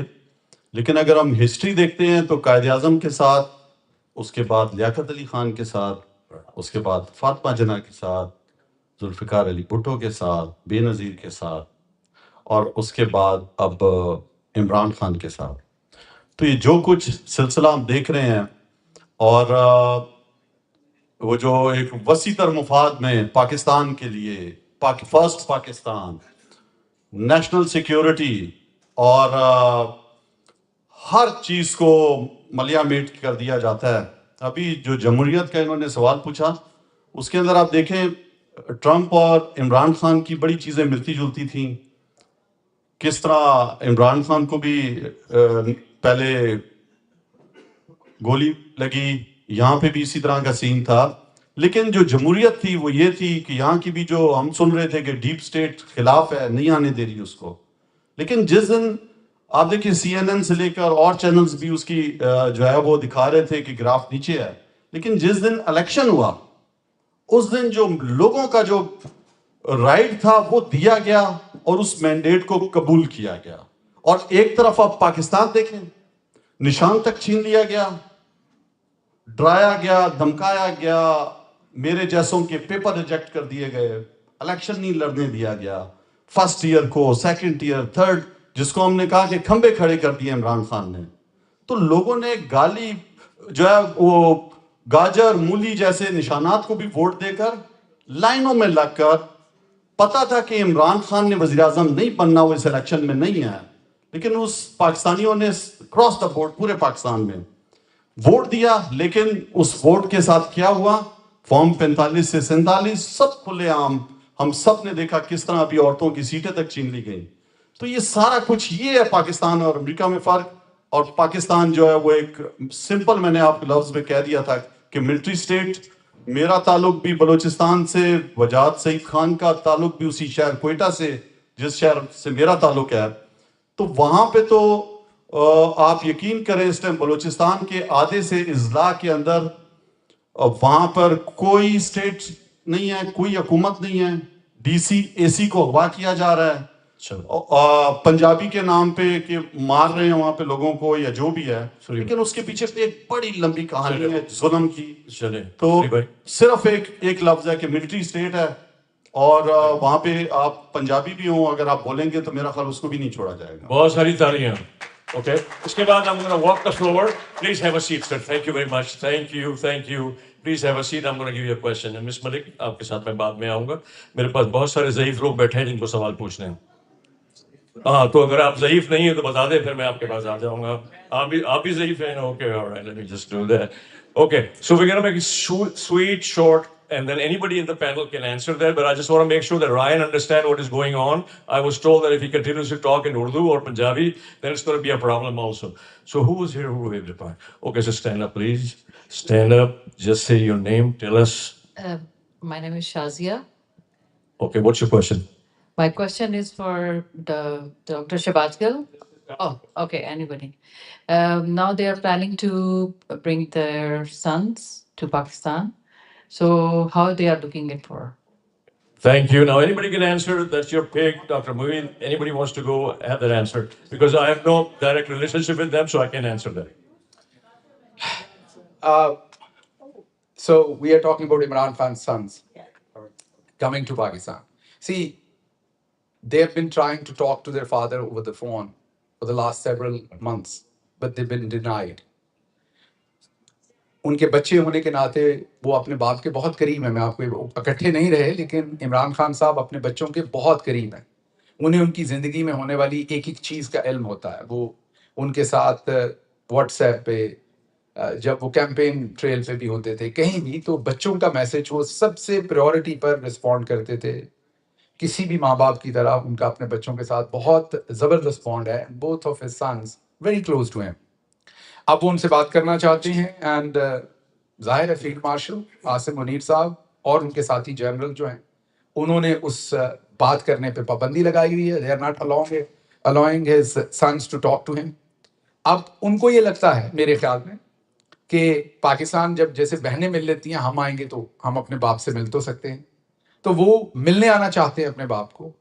ظاہر ہے when they'll arrive in any airport تو ان کو پتا ہے کہ پاکستانی قوم عمران خان سے کتنی محبت کرتی ہے. آپ سب جو خصوصاً بہنیں ہیں یا مائیں ہیں ان کو اس کانسیپٹ کی زیادہ سمجھ آئے گی کہ آپ کے بھائی کے بچے آپ کو اپنے بھائی سے بھی زیادہ پیارے ہوتے ہیں. اسی طرح آپ کے جو نواسے نواسیاں پوتے پوتیاں ہیں وہ آپ کو اپنی اولاد سے بھی زیادہ پیارے ہوتے ہیں. تو پاکستانیوں کا جو رشتہ نکلنا ہے قاسم اور سلمان کے ساتھ وہ کسی طرح کا ہونا ہے. اور ہمارے جرنلز کو اس بات کا بہت زیادہ پتہ ہے کہ پاکستانیوں نے قاسم اور سلیمان سے کیسے پیار کرنا ہے. بھلے وہ تو پولیٹیشین نہیں ہے, وہ کسی پولیٹکس کے لیے تو نہیں آئیں گے, تو اپنے والد سے ملنے آنا چاہتے ہیں پاکستان, اور ان کا حق ہے ملنا. لیکن خطرہ ان کو یہ ہے کہ if they land in Pakistan any airport, تو وہاں millions and millions of people if they gather at that particular airport, and then that gathering can shape up into something. So یہ ڈر ہے, اور وہ ڈر ہے جو عمران خان کی کا کنیکشن ہے پبلک کے ساتھ, جو پیار ہے اس کا ڈر. Thank you, sir. Thank you, Dr. Gill. So I have another question, and he's got a very genuine question also. Shoot. Naveed Razak, there is a drop side news that Trump had a conversation with Asim Munir. What is the truth behind it? The question that Trump stated, what is in the news is, please have this resolved. We need to know, if anyone knows, what was the answer from Asim Munir. I think Dr. Ryan is going to answer the question because he was talking about drop. So you can have a seat, sir. Thank you very much, Dr. Ryan. I don't know yet, and we're going to continue to do reporting on that question. We don't have the answer to what he said. All right. So Bilal, you have a question? Okay, shoot. Okay, let me take a senior man first.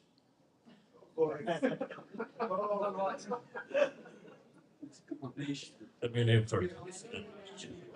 Parvez Usman, and the question is for Dr. Shabaz Gill. I think, I listened to your talks, but my question is, I'm not very personally optimistic on Pakistan only because I've seen it since a child.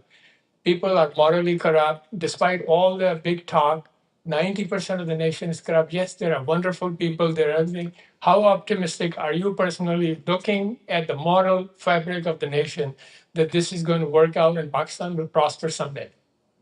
That's a good question, by the way. Very good question. Thank you, Parvez. اور ہم آپ کو کیا جواب دیں, ہمارے تو اپنے سارے اڈے ایسے ہی نکل آئے.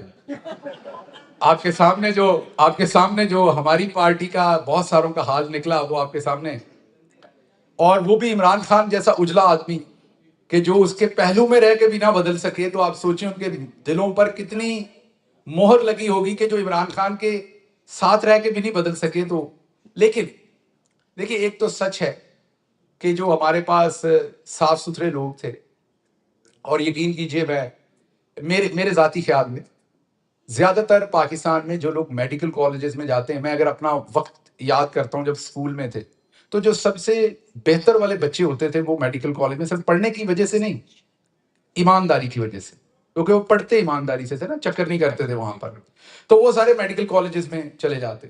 اب آپ مجھے بتائیے کہ ڈاکٹرز کو ہم ملک کے ادھر جو رہ جاتے ہیں, ادھر تو آپ آگے تو چلے, آپ پاکستان سے ہی آ گئے, آپ کی اپنی یہاں اسٹرگل ہے, لیکن جو وہاں ڈاکٹرز ہیں وہ آپ کا سب سے زیادہ کریم ہے اوپر والی. ان کو ہماری ریاست کتنا انوالو کرتی ہے ڈیسیجن میکنگ میں کسی چیز میں, آلموسٹ نان. اور ان کو کہتے ہیں آپ دوائیاں دیں بس لوگوں کو, آپ کو تو ایماندار بندہ جو وہاں ہے وہ کام کر کے ایک سرٹن لیول تک جا سکتا ہے, اوپر جائے گا تو اس کو وہ کاٹ ڈالیں گے, کوشش بھی کرے گا. تو آپ کی آبزرویشن بالکل درست ہے. اس کا ایک ہی طریقہ ہے کہ جو تھوڑے سے, آپ نے کہا ہے 90%, 90 نہیں, اللہ کے کرم سے ہم 99% کرپٹ ہیں. تو ایک دفعہ میں آخری لائن کہہ دوں کہ جہاز میں تھے ہم, میں اور خان صاحب اکیلے تھے, اور انہوں نے کسی کے بارے میں بات کی, تو اس بندے نے کرپشن کی تھی اور وہ ان کے سامنے آئی تھی, اور وہ بڑے بددل تھے, بڑے دکھی تھے اس کی کرپشن سے نہیں, لیکن کہ اس نے بھی کی ہے. تو غصے سے کہتے کہ یہ سب کرپشن کیسے کرتے ہیں, یہ سبھی کیسے ایسے نکل آتے ہیں. تو میں نے آگے سے ہنس کے کہا, کیونکہ مجھے پتا تھا وہ نہیں ڈانٹیں گے, میں نے کہا آپ نے بھی کر دینی تھی, آپ نے سافٹ ویئر نہیں ڈالا ہوا اللہ نے, یا آپ کی اماں نے آپ میں یہ سافٹ ویئر پڑھنے نہیں دیا, ورنہ آپ سے بھی ہو جانی تھی. یہ پاکستانی ہمارا قومی کھیل ہے کرپشن, اس کے بغیر ہمیں زندگی میننگ فل ہی نہیں لگتی. سو دس از اے پرابلم. لیکن اگر اوپر اچھے لوگ ہوں گے چاند, تو 100% کرپشن تو ہم کنٹرول کبھی بھی یہاں بھی نہیں ہوتی, کہیں بھی نہیں ہوتی.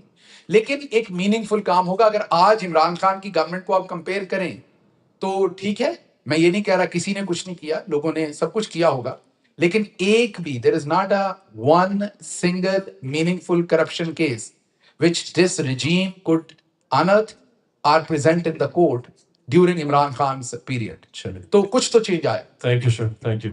अच्छा, अब ये करप्शन के ऊपर परवेज साहब, देखिए अमेरिका में जितने पाकिस्तानी हैं, दे 99% ऑनेस्ट, दे नॉट करप्ट. तो ये तो नहीं हो सकता कि हर एक के डीएनए में करप्शन है. This is the environment that they are breed in, they don't have a choice not to corrupt. एक दफा मेरे पॉलिटिकल शो में I had this question asked कि भाई मैंने इनसे पूछा, तो उन्होंने कहा मेरे अब्बा जी तो पुलिस में थे. तो मैंने कहा आपके अब्बा जी रिश्वत लेते होंगे? कि नहीं, मेरे अब्बा जी तो नहीं लेते थे. इनसे पूछा तो क्या मेरे अब्बा मेजर थे? मैंने कहा वो भी लेते होंगे. नहीं मैंने इनसे पूछा कि इनकम टैक्स में थे, तो कहने लगा इनकम टैक्स में नहीं, वो भी नहीं लेते थे. तो मैंने कहा फिर वो सारे लोग कौन से थे जिनसे मिल के आए थे रिश्वत लेते थे वो, राइट? तो the issue is, it is not that people are bad, people are generally good. हाँ, ये जरूर है कि अगर एक औरत 9 महीने से अपने अपार्टमेंट में मरी हुई मिले तो किसी को ये पता ही नहीं है कि वो क्यों मरी हुई है, उसके घर वाले कहाँ हैं, घर वाले उसने डिनाउंस कर दिए. सो बट आपका सवाल हो गया. Now I am gonna go second. Parvez sir, I want to add to this immoral question of Pakistanis. Sure. This is absolutely incorrect that Pakistanis are more morally corrupt than 90% or 99%. There's no proof to that. No, I never said. I never said. I never said that. Yes. That was Dr. Shahbaz. Yes. I have lived in 2 Western societies, United Kingdom, I'm British citizen. I've also lived in United States 3 times. Yeah. Americans and British are as ready to do the corruption if an opportunity arises for them. That is true. I agree. If an opportunity presents itself, which is safe, there is no accountability, there is no risks, people anywhere in the world are ready to indulge in one, prone to, and they can do corruption. I have seen even people giving cash money here in different places. It is the political sense of direction of a society where you understand the process of history and the politics. Pakistani elite and Pakistani political system has no sense of direction. When people do not have sense of direction and they don't pick up the sense of history, then the system collapses. When a system collapses, then moral degradation happens and everybody is insecure. Corruption is a product of individual insecurity, right? That's the question for last. Well, thank you very much. Good answer. Now, the other thing is, I think the other equation, I really want to take it out from all of our speeches and from everyone that is Pakistani. We say, हम लोग, well, listen, मैं तो ऐसा नहीं हूँ. आप क्यों शामिल करते हो उस मजमे के अंदर अपने आप को? You need to look at yourself whether you are not. I'm not a corrupt person. I can say that. Well, vouch, right? Because if I do corruption, I'll go to just there's a jailer right there. He's sitting there. He's going to take me to Dallas County Jail. So therefore, that's okay. So another question, and just you know. Brief. Yeah, my name is Rifa Chuptai. I'm the past president of POCPAC. I don't know if somebody knows this or not. One of the people who brought POCPAC where it is right now. The founder of the 2 factions, right? No, that's a, that's a different story. This is an observation and a comment. When President Trump met with Field Marshal Asim Munir, wasn't that a slap on democracy itself from both the sides? So anybody can answer that question. Trump should, sorry. Yeah. Thank you very much. Yes, the protocol is that the elected leader is supposed to meet the civilian elected leader, and that didn't happen, and that not happening is an acknowledgement by the United States of who they consider to be the de facto leader. So that's absolutely Wonderful. Let me run to this next guy here. Old people. Yeah. Old people. You're not old. I want to weigh in on that. Okay, sure. That. Go ahead. I think, Rifat, you asked a critical question.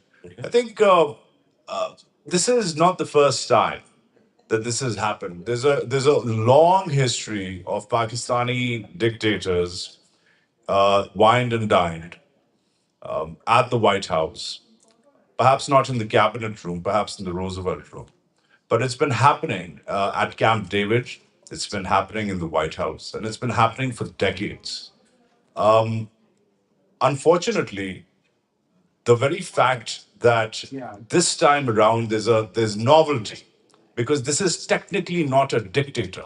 This is technically still a grade 22. I don't even know grade 22 ke upar kya hota hai. Field marshal से शायद आप 23rd grade में चले जाते हैं, right? Maybe a grade उसकी ज़्यादा होगी, but he's technically still a government servant, which is completely out of American protocol. अब अगर ये dictator होता, तो फिर ठीक है, वो तो मुशर्रफ भी था, जो कुछ भी होता, ज़िया भी था, सब उधर उसी कमरे में, सब ने दुम्बे फाड़े में हैं, रेगन के साथ और निक्सन के साथ और किस के साथ, right? But the very fact that this particular government, this particular administration has taken this new move says a lot. The Pakistanis, I'm not going to comment much on, we take all day conversing about it. But it's a huge move from the American side, which must be critiqued in Washington and which must be pushed more. It's not just a signal, it's also a bit of disdainful tip of the hat towards a lack of democratic dispensation in Pakistan. It's sort of like the American protocol machine has spat in the face of the Pakistanis. Now, there was one important call after that meeting. That call went from Rubio to Shahbaz Sharif. Now, just to keep protocol, because State Department को ये किसी ने ये सवाल पूछना था अगली press briefing में कि क्या बकवास कर रहे हो तुम लोग? So the Americans are smart enough, the administration is smart enough to keep that protocol, but we all know that Rubio probably didn't even discuss the weather with Shabaz Sharif because the conversation had been done. However, I encourage you and everybody else in this room to urge their representatives, the congressmen, the senators, to push this question forward on the floor of whatever legislative body they're a part of, that why is this happening from the American perspective? So I agree with one thing, that they are just servant, they're getting paid by the taxpayers' money. So a military person should be the same as a civilian person. And I think these, by the way, this field marshal, all that stuff, this is just a token. It's a symbolic thing. It has no meaning, but that man is using it for his advantage or whatever that is. But again, Ghazala Sahaba, बैठे रहें आप, जल्दी से सवाल करें, और मैं नीचे बैठ सकता हूँ, ऐसी मेरी कुर्सी चली गई है. माइक तो ले सकती हूँ आपसे. Thank you so much for this. So मैं मुझे दो बातें कर, और ये सवाल भी है और ये एक तरह से आप लोगों के लिए चीज़ है जो हम सब फील करते हैं पाकिस्तानी. नंबर वन, मुईद, आपने जब कहा कि whether it's about Imran Khan or Pakistan, right? This is very insulting to all of us that when, look, who is Imran Khan? Imran Khan is just an ideology for the people who want best for Pakistan, who want Pakistan to have a good system where we cannot be corrupt, because that will be the second. Can have democracy, can talk. You can live in Pakistan and have a vlog there and no one will detain you, right? So the people who are desperate here, all over in the world, for Pakistan to be as good as we are here, we talk. Yeah, okay. So that is, please make a distinction. It is all about Pakistan, and we have found one person who has worked 27 years of his life to instill this thing in us, that what is Pakistan, what Pakistan should be. And that's why we want IK. Okay? So that is one thing.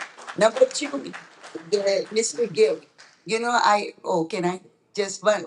We got 5 minutes for the shuttle. Oh, okay, good. All right, I can answer. Wonderful. Thank you very much. And anybody who wants to pick that up, wait, please. You have the microphone? It should be here, right? Yeah. Go ahead. देखिए, her question is this, that I have said that most people I met talked about the concern about Imran Khan, but they're not raising question about Pakistan. Now she says that Imran Khan represents Pakistan, and they're raising questions about Imran Khan because Imran Khan represents the future of Pakistan, the will of the Pakistan, and the democracy as well. I made this comment because I have noticed increasingly, even in the Apna, the people distinguish between those who support Imran Khan as Imran Khan supporters. They do not identify as standing for Pakistan. Although I fully understand this thing that Imran Khan represents the good side of the Pakistan. And all those people who are here are not here for Imran Khan as a biological person, right? They're here for the goodness, the character, the uncorruptibility, the sense of direction, the positive thing about Imran Khan. So Imran Khan is, of course, a phenomenon. But unfortunately, from the other side, what this is like, I mean, if I can use the term, all of these are Imran-dus, They are just, for Imran Khan. I mean, they have divided, this split, and the two terms, Imrandu and the Patwari, are actually doing a total injustice and insult to the actual intellectual thrust of the whole debate for the past 3 years. It is actually not about the human being Imran Khan. It is actually about the set of values of democracy, the human right, the decency, the uncorruptibility of the man Imran Khan. He's a phenomena, and this is what he understands. This is what I meant. اچھا میں اس میں صرف ایک add کر دوں جملہ. جیسے doctor صاحب نے پہلے کہا کہ پوری دنیا میں کہیں بھی کرپشن کا موقع کسی کو ملے تو وہ کرتا ہے. تو ہمارا کوئی ایسا نہیں کہ بایولوجیکلی ہمارے اندر ایسا ہے. تو میں ان سے بالکل اگری کرتا ہوں. اور وہی اگلی بات ہم کرتے ہیں جو یہ کر رہے ہیں, انہی کی بات کے اوپر اگلی بات ہم کرتے ہیں کہ ہم 99% کرپٹ ہیں کیونکہ ہمیں سسٹم یہ دے دیا گیا ہے. تو اس کا مطلب یہ نہیں کہ 99% ہم بورن کرپٹ ہیں, ہم سارے ہی اچھے ہوتے ہیں. سول سروسز میں زیادہ بچے اچھا کام کرنے کے لیے آتے ہیں, لیکن وہ پہلے 2 سال کے اندر ان کو اندازہ ہو جاتا ہے کہ اچھا کام کریں گے تو ٹرانسفر ہی ہوتا رہے گا. تو مجھے اب موویز میں بھی دیکھتے ہیں, وہی حقیقی لائف میں وہی ہے. تو بیسیکلی اب یہ جو سارا انوائرمنٹ ہمیں ملا, اس انوائرمنٹ کا جو آؤٹ کم ہے اس ٹائم پاکستان کے اندر, وہ موئید صاحب یاد کر لیں, جو ٹاپ کے اینکرز جرنلسٹ ہیں ان کی پرسنٹیج نکال لیں, وہ مزدور کی پرسنٹیج نکال لیں, وہ جنرلز کی نکال لیں. ہر بندہ اسی چیز پر ہے کہ جتنا داؤ لگ جائے وہ لگا لو. اور یہی کرپشن ہے کہ آپ شادی میں کھانا اتنا ڈالتے ہیں لوگ, آپ پلیٹیں دیکھ لیں جتنا وہ کھا نہیں سکتے. وہ ایک چھوٹی سی اپنے فارم کی کرپشن ہے. دوسرے کی بیٹی اور بیٹے کے بارے میں اور کسی اور کے کریکٹر پر ایسے باتیں کرتے ہیں اور اپنی طرف نہیں دیکھتے, وہ ایک اور لیول کی کرپشن ہے. تو ہر جگہ ہر ایک داؤ لگا رہا ہے. جاتے جاتے آخری جملے میں ایک بات کہوں کہ کل صبح ایک ویڈیو وائرل ہوئی پاکستان میں. ایک انکل تھے, عمر ہوگی ان کی 60 کے قریب, موٹر سائیکل پہ جا رہے تھے. انہوں نے میری باجی مریم کے لیے بی ورڈ استعمال کر دیا, جو کہ انہیں ایک خاتون کے لیے نہیں کرنا چاہیے انکل کو, لیکن وہ جن حالات میں تھے, میں اسے جسٹیفائی نہیں کر رہا, پانی تھا اس میں, موٹر سائیکل ڈوبی ہوئی تھی, تو انہوں نے وہ بی ورڈ جو ہے وہ ان کے لیے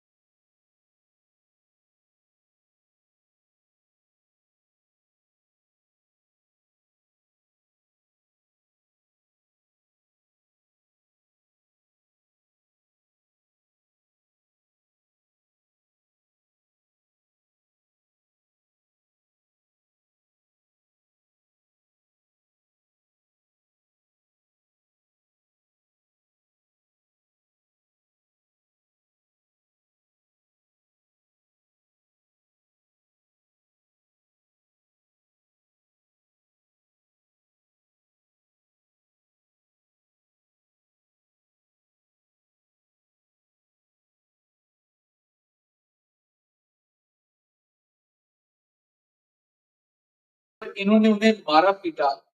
تو یہ ہے وہاں کا سسٹم کہ جو ایلیٹ کے لیے ہے نا انصاف, وہ بہت کوئک ہے. جو غریب کے لیے ہے, وہ ایک پان والے کو کسی وجہ سے 5 دن کی, پان بیچنے والے کو 5 دن کی قید ہو گئی پاکستان میں. کتنی؟ 5 دن کی.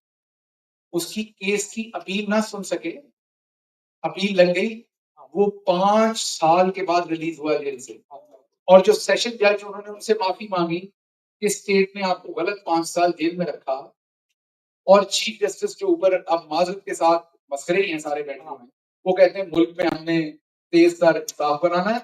جانے سے پہلے ندیم زبان، thank you so very much, you always put up great effort for all your events, اور میں نے ندیم سے اسپیشل ریکویسٹ کی تھی کہ یہاں ایک ہی ایونٹ کریں، Jalil Tariq, and he is very graceful that he accepted that request، اور انہوں نے اکٹھے یہاں پر وہ ایونٹ کیا، بہت ہی زبردست ایونٹ ہے۔ طارق، جلیل، ڈاکٹر محمد طارق، جلیل، ندیم زمان، اور جتنے بھی دوست جنہوں نے بھی کنٹریبیوٹ کیا، طارق خان پیچھے بیٹھے ہوئے ہیں، سو ملک صاحبہ ہماری بہت ہی ہونہار اور بڑی محترم نغمہ ملک صاحبہ، اور لگتا ہے یہ بھی نیکسٹ اپنا میں تصویریں ایسی لگی ہوں گی مریم کو۔ Thank you very much. Listen, I'm very short on time. Yeah, بس چلنے والی ہے چیز کے اندر اگر آپ کو انٹرول جانا ہو تو we are very very short of time. میرے خیال سے سوال بہت سارے ہیں. If you guys are ready, we can ask simple 1 or 2 questions. If you have any departing comments, I'll go you first. Just take a minute. If you're not interested, that's all. That's all. You can say any departing remarks that you need. Because I think we're done. I am glad this event finally took place despite the president apna